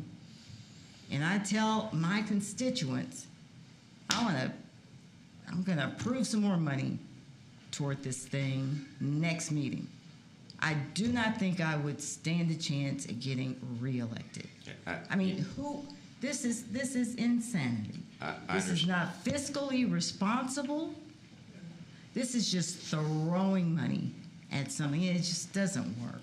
And I do understand that development takes time. This is a lot of time. Thank you. May I respond? Yes, absolutely. So, again, prior to 2020 and all the expenditures up through 2020, I cannot defend. We had professional IT staff in charge of projects who told us this is going to work, this is going to work, this is going to work. It did not work. I can't defend that. But you said that we've been developing on this platform for 12 years. That is not true. We tried to make another platform, AMCAD's platform, work. It did not. Then, in 2020, you started developing on a completely different platform. It's called .NET. And .NET is what is at the core of prosecutor and jail and indigent defense and magistration. So you are not on the same platform. In 2020, Tarrant County made the decision to build on a different platform. That's what we've been developing. And using tech share resources. It doesn't work. It doesn't. It's not working. We haven't tried. So come Monday. We've been trying for 12 years. No, we haven't. Monday will be our first attempt to turn it on. Monday the 1st of, is that the 1st of May? Last day of April. Okay. All right, Commissioner Ramirez. So there are a lot of issues with the project, a lot of issues with the company. I think fundamentally what I disagree with most is that we started a nonprofit company with taxpayer dollars that we continue to put money into. And it's operated with overhead, with office space, with their own separate engineers. Now, if our IT folks internally that we pay would have been the ones that were building this product, I can understand spending taxpayer dollars on it, having their employees, but we don't control TechShare solely. We don't control your operations. We don't control what you tell your engineers and your IT people and your marketers that you used to have. We don't control them. But yet we're giving our taxpayer dollars, Tarrant County resident dollars, towards that venture. My question, and it's probably a question for GK, have we explored and what's the cost of getting out of the partnership and using courts as a SAS, like anybody else? Exploring that. Well, let me ask you a question. Yep. Are you asking if we would go back out and try to bid for a commercial product? Absolutely, because right now, there are commercial products on the market. Dallas County uses something, Harris County uses something. They have similar systems as we do. Yeah, We all have the same problem to solve when we're operating within the criminal court system. We all have similar problems to solve, similar systems to operate. So if we were to go out, let TechShare compete for our business, instead of us looking at it as the sunk cost fallacy, we've thrown so much money into this that we might as well keep on going. That's not the way to look at it. No. It's putting good money after bad. And unless it works May 1, there's zero reason to continue to believe that it will. We've been proven time and time again that this system is very complicated, this system is very burdensome to create on our own. And I say on our own, but we're not even creating it on our own. We're farmed it out to a third party that we just financially support. Our internal people, our internal IT staff are not even developing this. So we're not creating it on our own. So a couple of things. First of all, our IT staff is I don't want to say embedded, but working in partnership with TechShare staff on the development. Because what we don't want to do is have a third party develop it, and when we take it over, there's not been any type of knowledge transfer. So then why in the world are we paying TechShare if our people are working on the project? What we're doing there's a cost that we incur at the county, and you see this you see this inside the budget of IT, because we have contractors that work on there. We have representatives from the various stakeholders that are, their staffs are working on this almost every day, and it's a collaborative effort.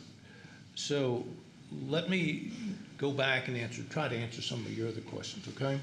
First of all, when you look at juvenile and you see, okay, there's two counties up there, the point that we miss is that juvenile basic is something that TechShare developed and was funded at least partially by the state. And that is the software that is being used by a majority of the juvenile departments in this state. What makes ours a little bit different is because that software doesn't manage facilities. And you consider a jail facility, but convert it over to juvenile. Our software does that. The sharing of data of the juveniles is not in any of those. It's in this here. The interfaces that we're having and we're building between juvenile and court through juvenile is not in that other system.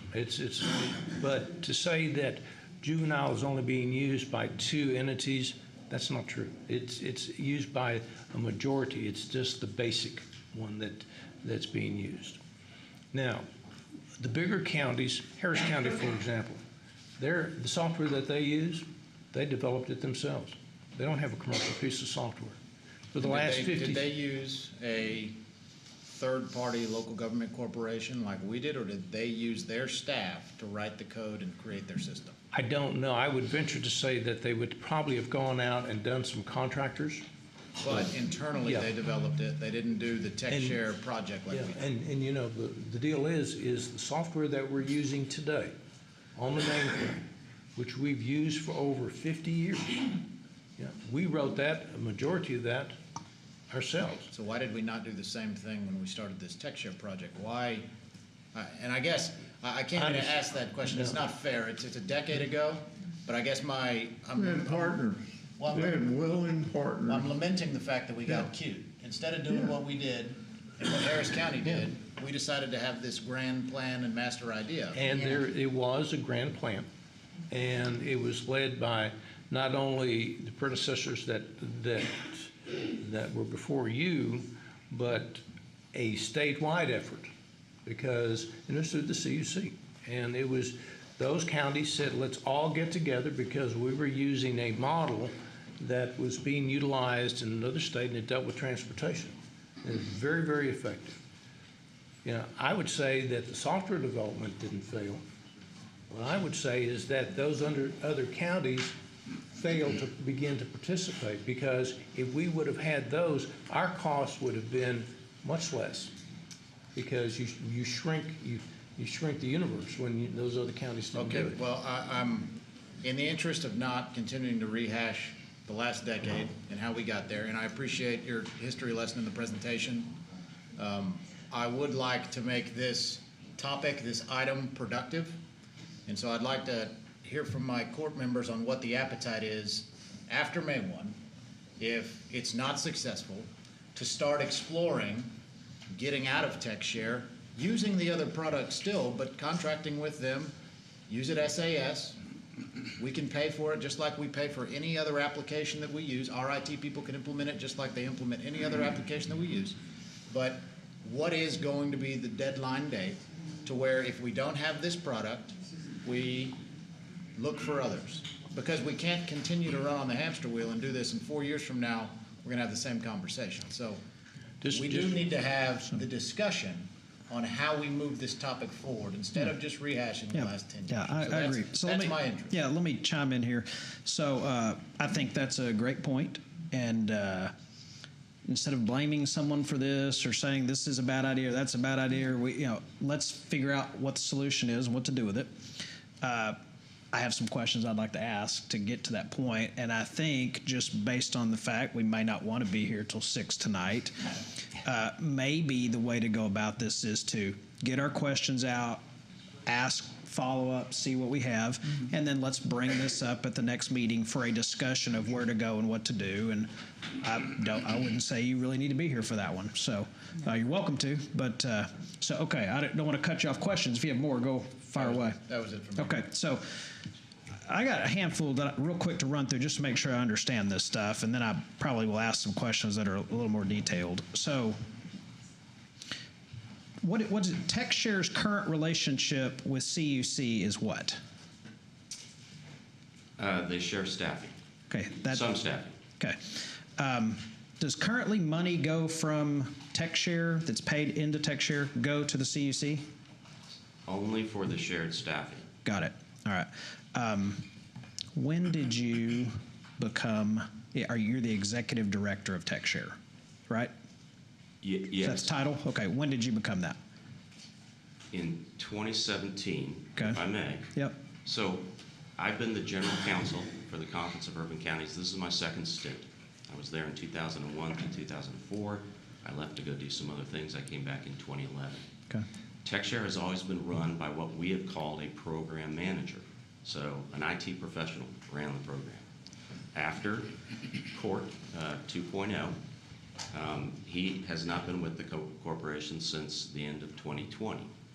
And so I have been taking a more day-to-day role than I historically had in the past. Okay. But I became executive director in 2017 when the executive director of CUC, Donald Lee, left, and that person had always, it was just our model to share staff. I became the executive director of both entities. And you're currently the executive director of TechShare and of CUC. Yes. Do you have any other position or job?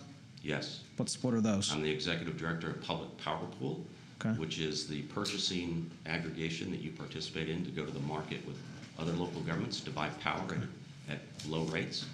And you own a building as part of another local government corporation in Austin that serves as the office space for all of those entities. Okay. And I don't have an official position, but my job with CUC, we run that for you. Okay. Currently on the local government corporation, how many people are on the board? There are 5 people on the board. But essentially, Gary controls the vote. So if Gary says we're doing X, Y, Z, because of the percentage, we're doing X, Y, Z. That's correct. Okay. Let me ask you some specific questions, and anyone can answer this. Helen, you can answer. GK, you can answer it. Renee, you can answer it. So, maintenance and operation for the jail in 2022 was $750,000, is what I see. Is that accurate? It's pretty close. Okay. Jail development cost was $5.5 million, implementation $2.4 million, total cost so far $7.983 million. So anybody disagree with that? We need to get our sheet. Okay. Take a look at it. Do you have any revenue projections or forecasts just on jail alone for 2024? No. Okay. Have you ever had any revenue projections or forecasts for jail? No. Have you ever had any revenue projections or forecasts for any of the software programs? No. Okay. What is TechShare currently doing, if anything, to try to get more people to buy into jail and sell it as a product? So historically, we have attended the trade shows in Texas. So the Sheriff's Association has several meetings a year. Clerks have several meetings a year. And we go there with our applicable products and have a booth, just like every other vendor. Okay. But as I told the board last week when we met, I don't find that to be particularly productive. And so that's why I've proposed that we do the request for qualifications that I described. Do you view TechShare as a business? I don't think TechShare seeks to compete. We do not, for example, we don't have anybody analyzing the capabilities of any other software that operates where we do, so that we can point out, differentiate ourselves. We don't do that. We also don't investigate the prices charged in the market, so to try to undercut somebody else. We don't. We have a funding model. It's based on what our costs are going to be for the year. We divide those up by stakeholders a certain way and by SaaS users another way. Okay. But if I may address Commissioner Ramirez's point, if you come on as a SaaS user, you'll pay more than you do as a stakeholder. Well, I disagree. If we have to do this for another 3 years, we definitely won't. Because we're going to spend millions and millions of dollars to continue to make this a good product. So if we come on as a SaaS user, and we're not on the hook to pay your operating costs. Although right now, whenever you said your funding model is Tarrant County taxpayers. That's TechShare's funding model right now. And other counties' taxpayers. Yes. So But you mentioned predominantly Tarrant counties, yes? Yes. Okay. Okay. I had to think about that with regard to all products and the number of users we have. Do you have a business plan for TechShare? No. Is there a business plan? Has there ever been one? No. Okay.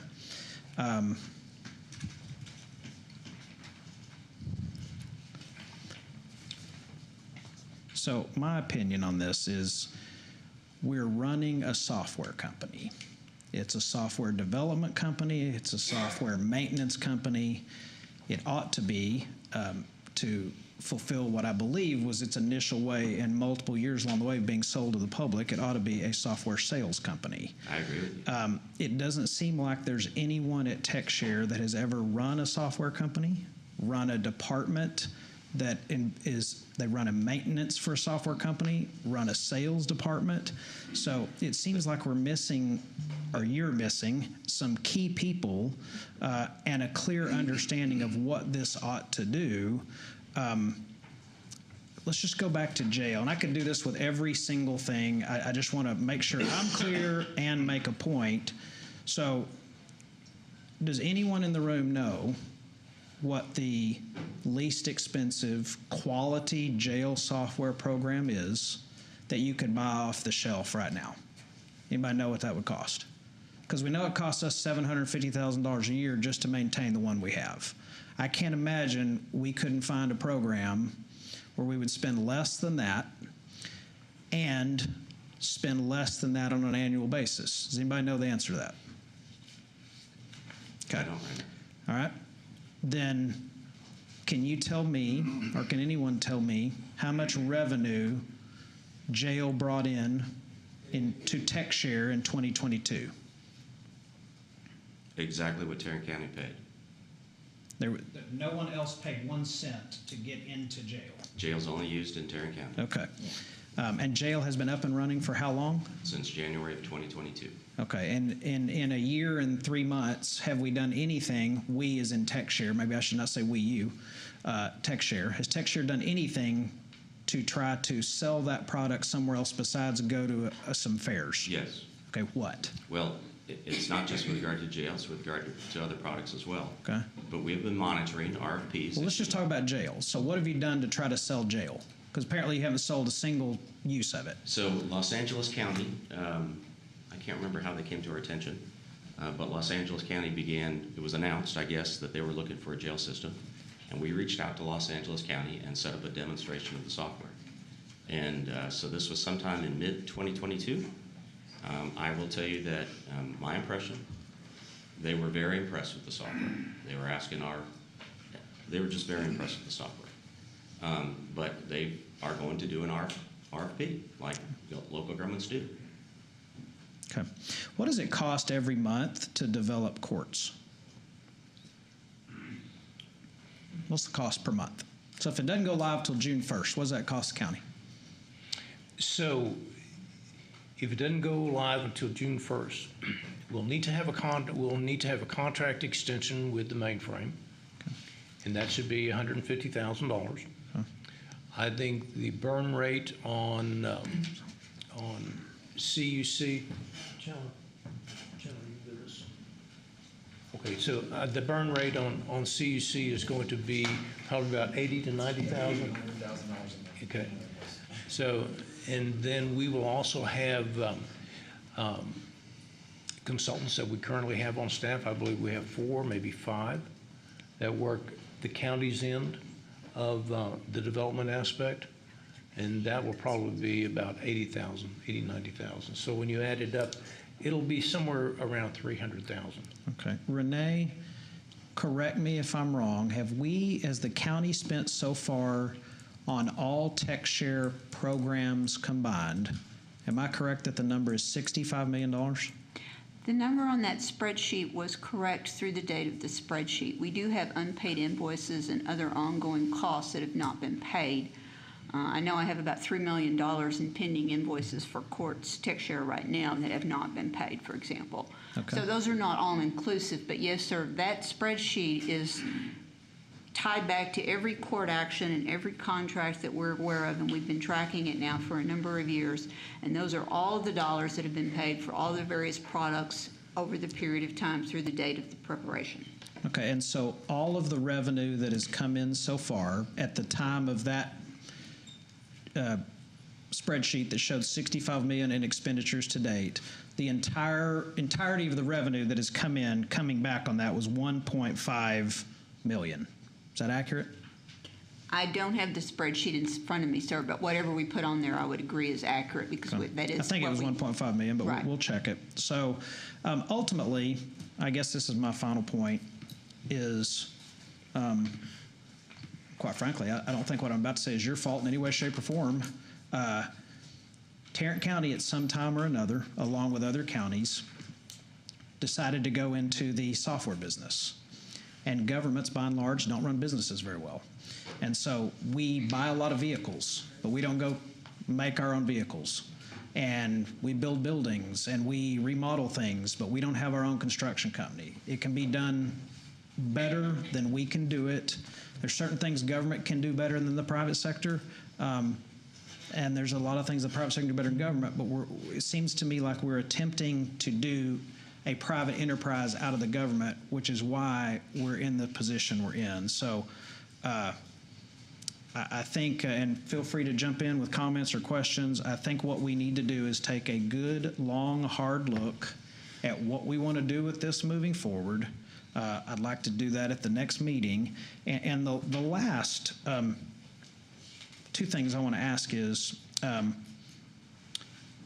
currently there's an idea that TexShare is going to create Commissioners Court software. Is that right? Agenda management. Okay, agenda management system. And one other type of program?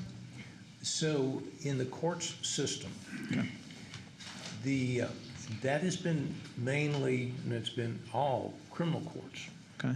And Mr. Waller has a civil piece that we need to build out also. Okay. So I would love to know what products are on the market for civil court software programs, their estimated, rough estimate cost for Tarrant County to buy it, and rough estimate pay maintenance and operation. And then, has this court ever voted to approve TexShare moving forward on a agenda management system software program? Not this court, but the previous court. Has. Yes. So have you already gone down that path, or are you trying to develop that now as we speak? It's in development. Okay, do you know how much money has been spent to date by Tarrant County to develop that? We have not paid anything to TexShare on that. So I think we should take a long, hard look at whether we want to do that and go down this same path or buy something off the shelf. And so I think that could be a discussion for our next meeting. And I will tell you, just as it relates to court management, I thought we had a really good system, and we had to rebid it, and the system that we have now is an absolute disaster. And so when we began to even fathom to go ahead and start looking at a agenda management system, we ran the numbers as related to the cost of construction and the cost of annual maintenance. And we'll be more than happy to show you. It was very, very, very favorable to go with building one rather than continuing with the service that we currently have. The service we currently have is probably 2 years old. 2 years old? Around 2 years old. One of the most valuable lessons I ever learned in business, I invested in a couple of real estate properties. And I poured money into it, one right after another, after another, after another. And eventually, you got to know when to cut your losses. And so we're at a point now where I think we need to determine if it is time to cut our losses and move in a different direction and go about this a different way. So, okay. Any other questions or comments? Mr. Dayhill, thank you for being here. Thank you, sir. Okay. All right. Next up, announcements and comments. And public comment on that briefing item. Oh, we sure do. Well, we'll put them right here with the public comments. So the only comment that I have is we will be calling an election commission meeting. I expect it to happen next week. We're still working on who can be there and making sure all 5 board members can be in attendance. And we'll put that announcement out to start the process of finding another elections administrator. And with that, I'm going to start with, do we have any other announcements? Yeah, I've got a comment on that too. Elections by nature are political and they are polarizing, but I don't think the administration of those elections should be either. So I would hope that the committee acts swiftly to find someone who's capable and competent to administer our elections going forward. And I'd like to thank Mr. Garcia for his 5 years of service to the county, and I'm thankful that he's sticking around to make sure that the municipal elections continue. I heard about his resignation from the media yesterday. That was surprising. Means we've got some pretty good journalists, but also means that we don't have great communication. So either way, like I said, I would hope that the Elections Committee moves swiftly to make sure that we have somebody who can fill those shoes and create a model in Tarrant County where our citizens absolutely trust our safe and secure elections. I think we've done a really good job for a long time. We've just got to maintain that and build confidence in our system. So it's the only comment I have about that. All right, any other comments? Just that the system was not broken.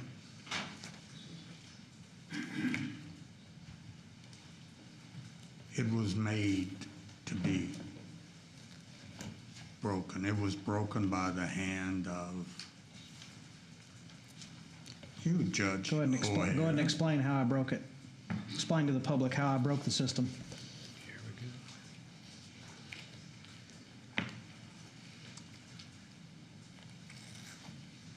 Having not been present in the meeting between you and the elections administrator, the only evidence I have is what he stated in his letter, that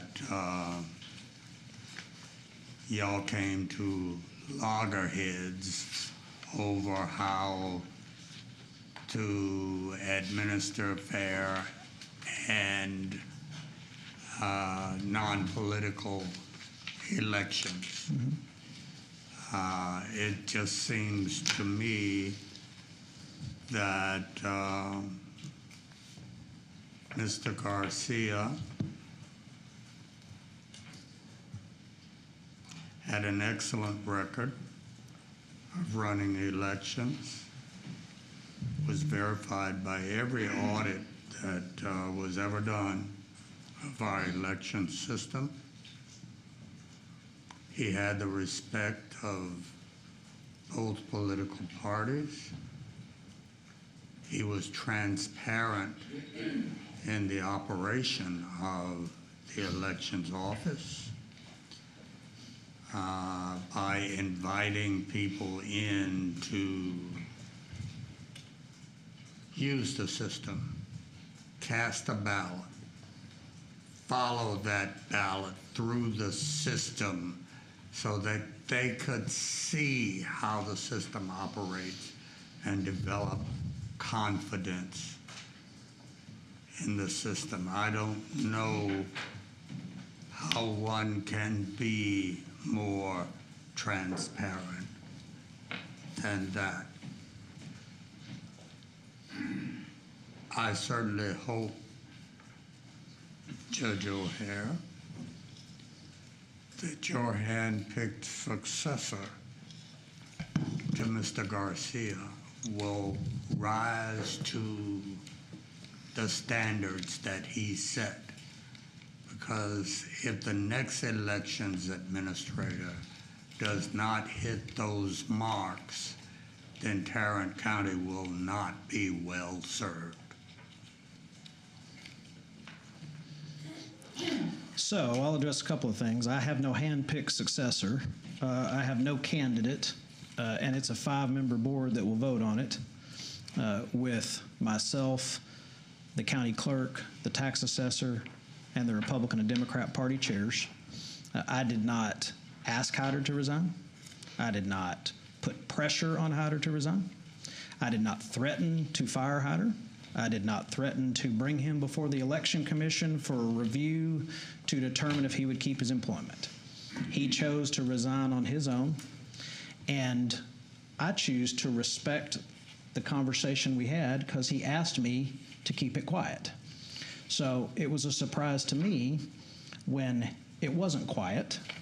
I think it was a surprise to other people that he called, and I do intend to ask our attorney today how I go about communicating with people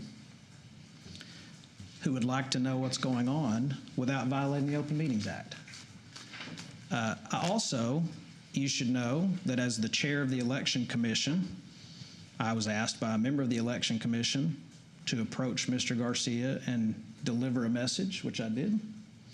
And I have several issues that I brought up as the county judge and as the chair of the Election Commission. I have every right in the world to do. And I would do exactly what I did on that day again. I wish him nothing but success and wish him well.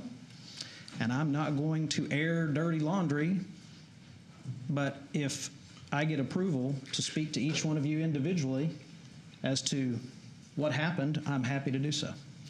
If you would like to come by and visit and it's not going to violate anything, I will gladly do it. So, anything else on that? Well, I appreciate that. I appreciate the context that you shared. Like I said, I think what's important is that our employees, and we've got incredible employees that work in elections, that work hard year-round to make sure they're successful. I think what's important is that they know that they've got the support of the court up here, and that we value what they do, and we will continue to do so. So I hope the search goes smoothly, and I hope the committee, and I do believe that it's a committee decision. I don't think you have a hand-picked successor. I do not. I mean, the process is very fair. There's both party chairs on that board. But I do hope that they act swiftly and make sure that we find somebody who can fill those shoes. Any other announcements or comments from the court? I, too, would like to thank Mr. Garcia for his service. We were not in the room, and I will be asking what the heck happened. But this is very concerning. We've got, these are critical times. Many people are concerned about our election process, and to lose, you know, a tenured, well thought of expert like Hyder Garcia, it's terrifying. So I'll leave it at that and remind people that next week early voting starts for municipal elections. So. All right. Anything else from the court? All right. Seeing none, we do have a speaker that signed up to speak to the TechShare project, David McClelland.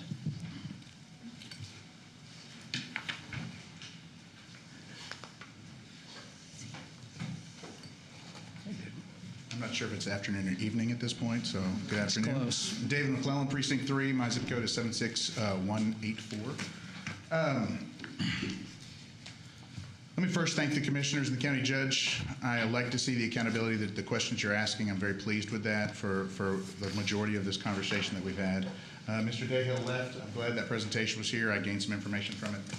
Let me start by saying that no government entity, it's my belief anyway, that no government entity should risk taxpayer money to enter into and compete against private sector businesses, which is exactly what TechShare does.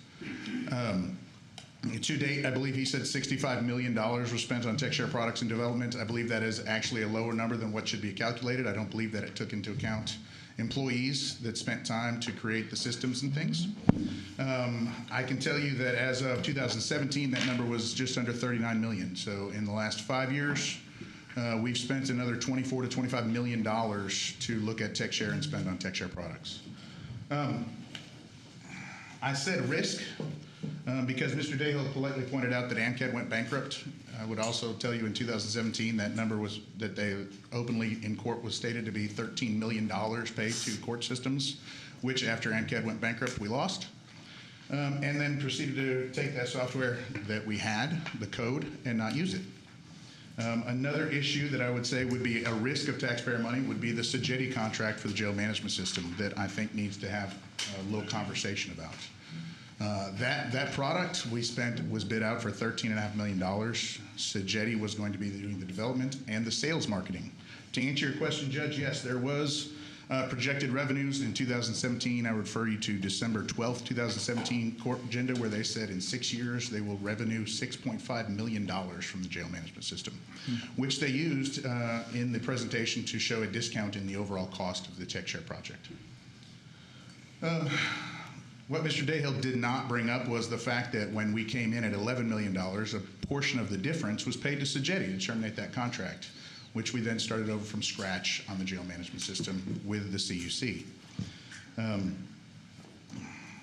On time and under budget. I heard that multiple times today from Mr. Dayhill.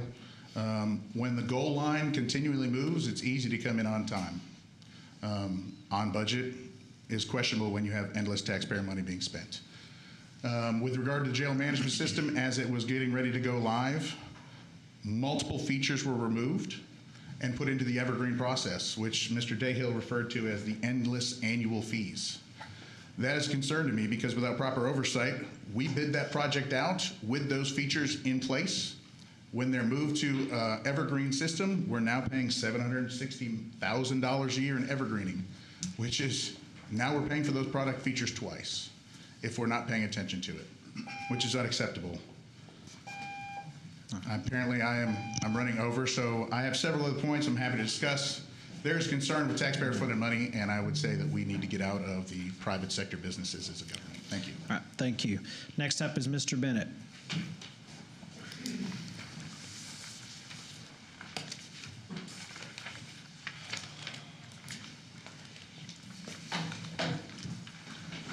What I'm about to say pains me. After watching the vote today for the TAD position, this is what's wrong. The Hyder Garcia thing's one thing, but seeing this partisanship, jockeying for position, when the only thing that we have to think about aren't the people that voted for us. It's the ones that didn't. The ones sitting in these houses, the ones paying the taxes. I saw you, Mr. Brooks, come forward purely ideology. The color of somebody's skin is why you went on that board.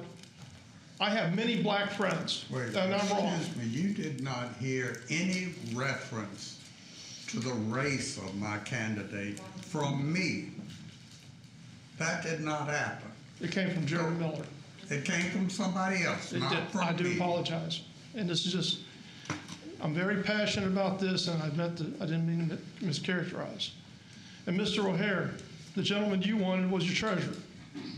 I know Vince Puentes just one time. It's Puente. Puente, thank you.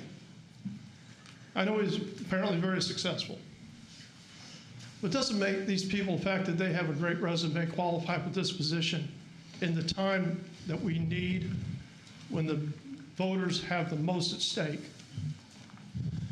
We should collectively as a body, I work with Democrats, I work with conservatives, liberals, you name it.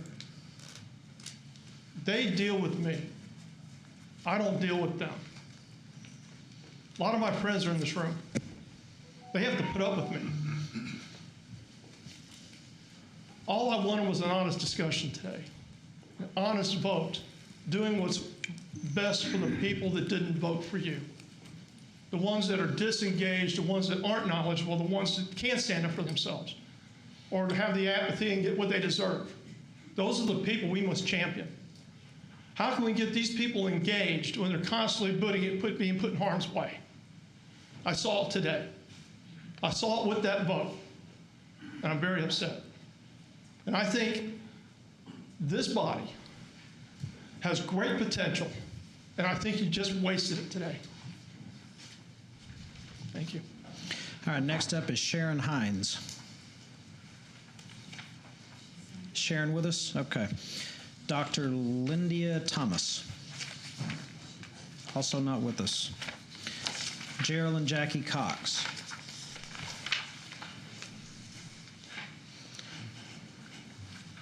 Is Mr. Miller still here? No. Thank you. My name is Jackie Cox. I'm back again on concerns with the jail.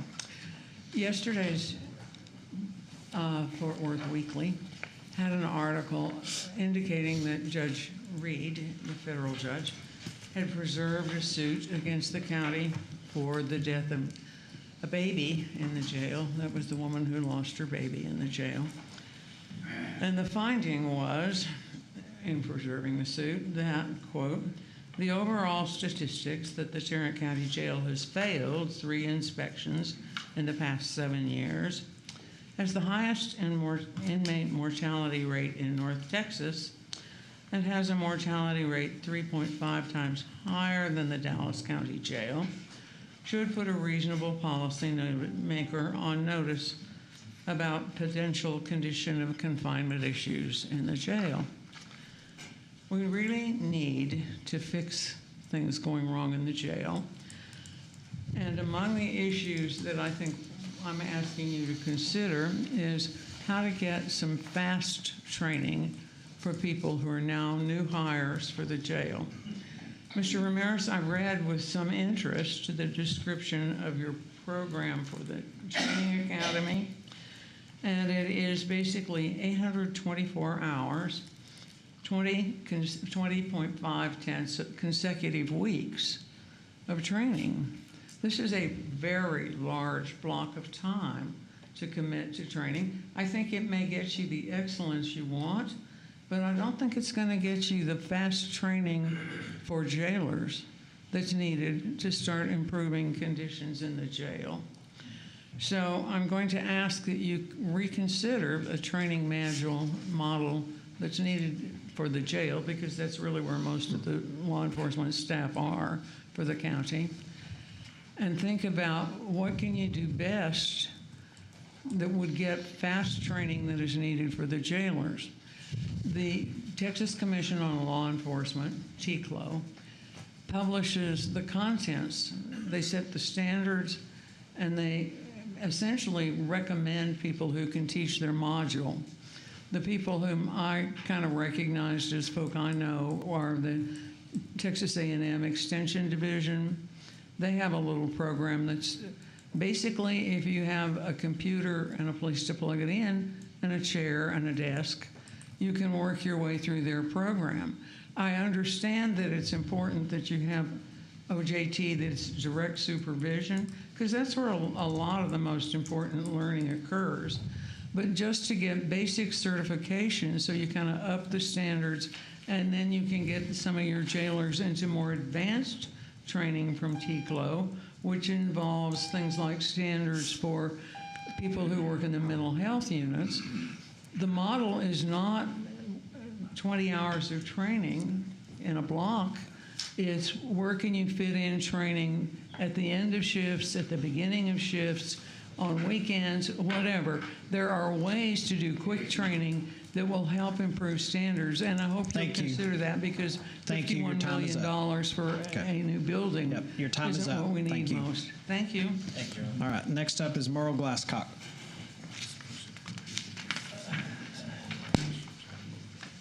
Okay, I don't know. Oh, yeah. Good afternoon. Good afternoon. I am Merle Glasscock. I am a member of Broadway Baptist Church.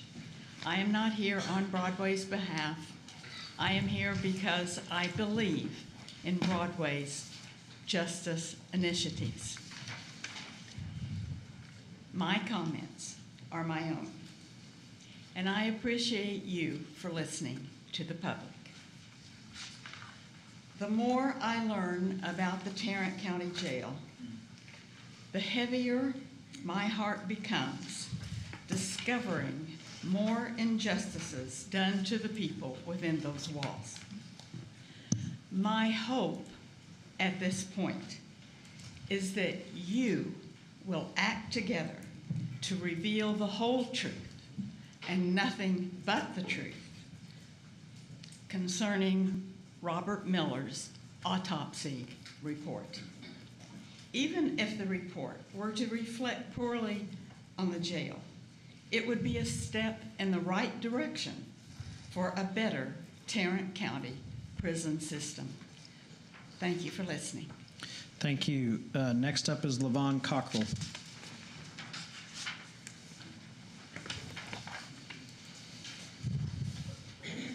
Long day.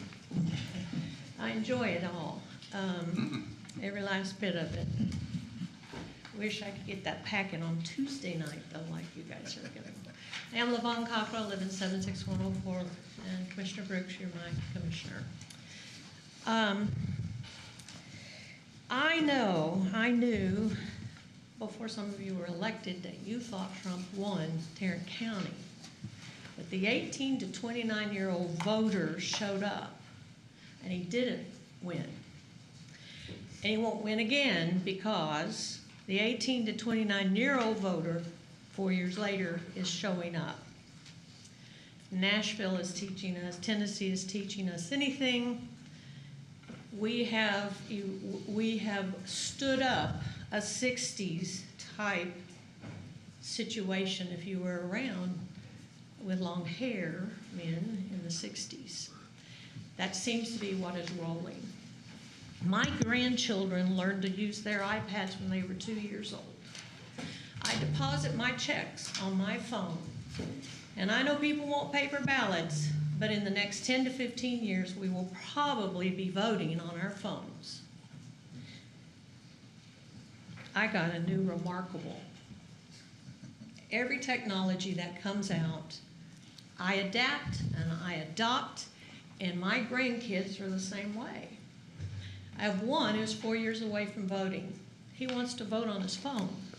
He doesn't want to walk in somewhere and tell somebody who he is and show his ID.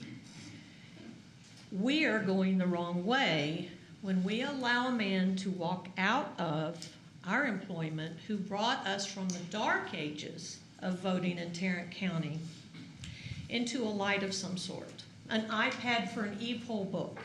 When you see somebody is monitoring your e-poll book, because I am an election judge, that means Hyder Garcia has somebody looking at what you're doing at an election station. Are you doing the right thing? Doesn't mean that anybody on an Apple phone has gotten into that list, just like nobody on an Apple phone can get into my bank account. I get an alert when I get a deposit and when I spend something, and I can go right to my Bank of America account to see what did I buy. Oh, yeah, I did buy that. I can verify and justify and prove that that was right. And that's what's coming, because we're going to put people on Mars to live, and we're not going to paper ballot them. They're going to vote on their phones. We lost him. The next person, he's going to go get a job that's going to pay him 25 to 30 to 50% more than what he's making now because he's that good. And now we're going to have to pay somebody 25% more than what we paid him. Thank you for listening, Judge. I appreciate it. You're welcome. Adrian Devine Smith is next.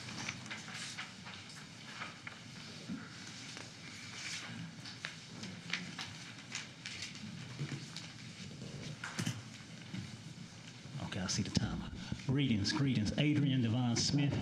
My first time at County Commissioner's Court. Glad to be here. To the judge, Tim O'Hara, to the commissioners, thank you. I will begin with 100 days. 100 days. That's a milestone. 100 days is a milestone, Judge. But what will be your legacy? Now, only you can write the legacy. One thing that I took a liking to you when you first came to office, your WFAA interview conducted, and you stated that spending was out of control within the county. I liked it. You said we had to get it under control. I liked it. I mean, I'm seeing the process go forth here today, so I'm liking what I'm seeing, liking what I'm hearing from each of you all. Now, it looks a whole lot better than what's going on down at 200 Texas Street. And for those who don't know what 200 Texas Street is, that's the city hall. So, regardless, Judge, one thing that came to my mind was this $50 million. I don't think it came to a vote or come up. The $50 million that's possibly being asked for the new law enforcement training center. Myself, I'll be against it, considering that it is costing taxpayers a whole lot of money. I think we need to get our jail issues under control, mainly dealing with the deaths, this, that, or the other. I'm watching the timer.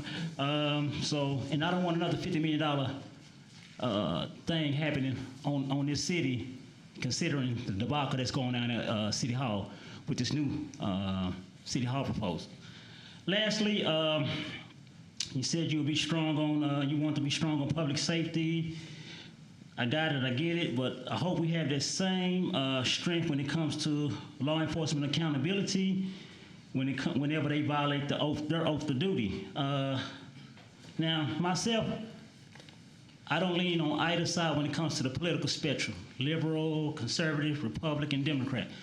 I'm more on the side of the people, the will of the people. That's where I stand at, most importantly, the will of the people. So I will say this as I take my seat, watching the time. I love it. Mr. Heidi Garcia, like you said, nobody knows the discussion but yourself and Mr.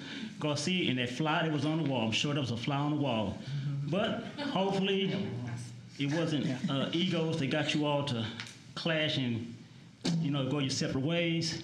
23 seconds. And as far as the voting that was spoke on, the voting system, yes, there was a state audit done. It was shown to be minimum or no voter irregularities concerning our last election. So, again, hopefully we can move forward.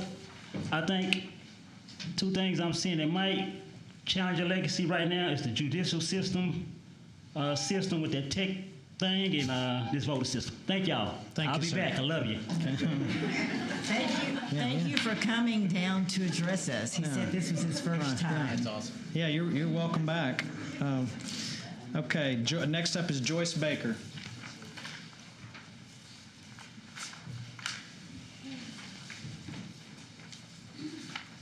Good afternoon. This won't take very long, but as a tax-paying citizen of Tarrant County, my concerns are too numerous to address in a 3-minute time limit. However, I'm going to strongly suggest that all elected officials, more than just Commissioners Court, but all elected officials go back and review the definitions for both accountability and transparency. It's my belief the majority of issues that concern me could be solved and all our public officials were both transparent and held accountable. I know that I will continue watching each of you and hope others will do the same. As Martin Luther King said, the time is always right to do what is right. Thank you. Next up is Renetta White. Do we have Renetta here? Okay, no. Next up is Doreen Geiger.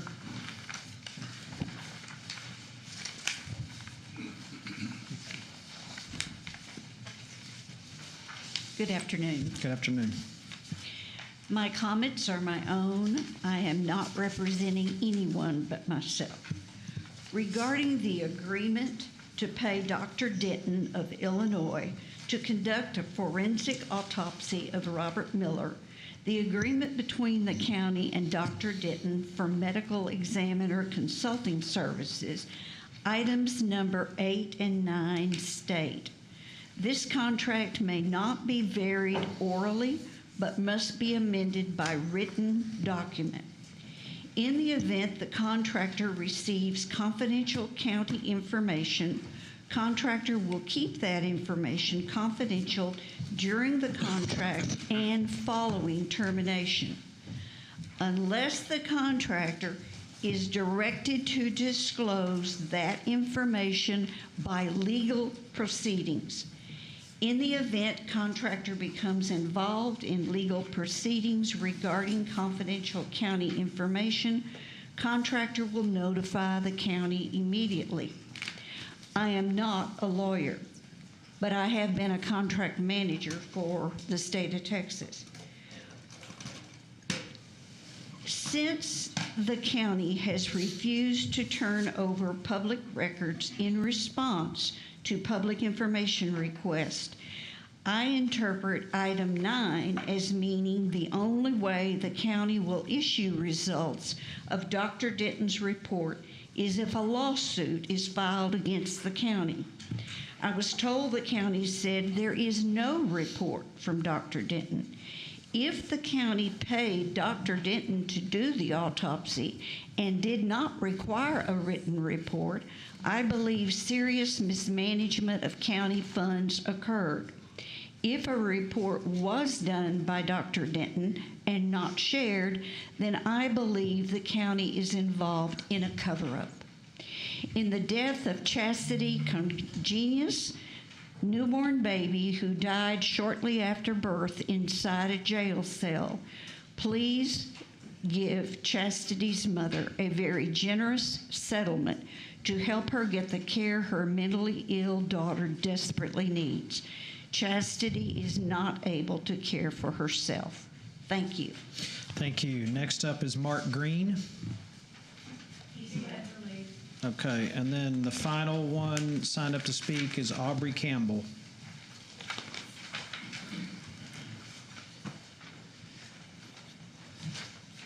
Thank you very much. My name is Aubrey Campbell. So I agreed with a lot of points made by everybody up here today, even people on the opposite side of the political spectrum.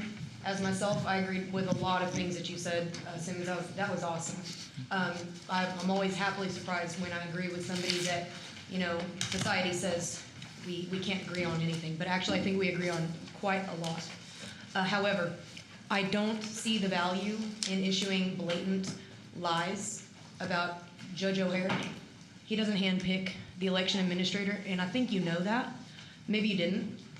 So I don't want to accuse you of knowingly telling lies, but it is untrue that he would hand select the election administrator. I was also shocked at Hyder's resignation. I've been working with him. He is transparent. I want to give him that credit. He's much more transparent than many other election administrators across the state, probably across the country. He's more knowledgeable than many election administrators across the state and country. It is a loss because he's built these systems and he knows more about these computerized voting systems than most people on this planet. So he is valuable to keep here. Also curious about the comment of allowing him to leave. If he wants to leave, he can leave. Nobody controls him. So if he wants to go, he can go. I don't think it's necessarily a win for the movement or for Tarrant County, but you know, it is what it is, and I do hope that y'all are able to find somebody as qualified as Hyder. That's going to be difficult. They have major shoes to fill, but things happen. And I'm also curious as to the conversation that happened that he has reported to the media happened between him and Judge O'Hare. But if that can't be released publicly, so be it. I'm not, going to dog anybody for that. However, yesterday I was unable to begin my duties as a poll watcher due to work constraints. But I was alerted by another poll watcher that she has been unable to pull up the security cameras in the ballot board room, despite the ballot board convening yesterday and beginning to process mail-in ballots. The security cameras weren't on. When I called for a statement, I was told that the order came from above due to budget cuts, that the cameras would not be used for the municipal elections this year. Despite them being statutorily required, those ballots are statutorily required to be under video surveillance. Video surveillance is part of chain of custody, which is not only state law, but federal law. I really don't think Tarrant County wants to be in the position to violate both state and federal law and both constitutions, state and national. Our Constitution is very strong in Texas. Very strong. Read the elections clause. Everybody here, including the media, hi. Please read the elections clause in the state constitution. And while you're at it, review the election code. You'll learn a lot. Our laws are excellent. Thank you, everybody, for what you do. Okay. Thank you. No one ordered any cameras to be turned off. They had some kind of software or some kind of issue, and it got turned back on relatively quickly. Okay, that's all that we have signed up to speak. Is there anyone else in the audience who would like to speak? Okay, seeing none, please remain silent while I read the following statement. The Commissioners Court will now recess the open session and proceed to closed session to discuss items exempt under sections 551, 071, 072, 074, 076, 087, and 0725 of the Texas Government Code. We are now in recess.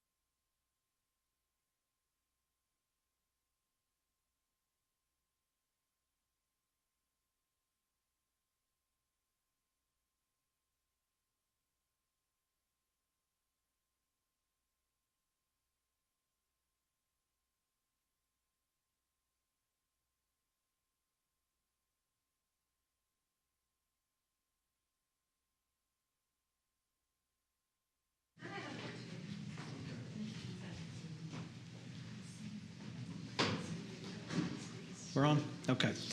All right, after a rather lengthy executive session, we are back into our open session with no items necessary for action, so I'll entertain a motion to adjourn. So moved. Second. We have a motion and a second. All in favor, please cast your vote. Aye. All right, we are adjourned. Thank you.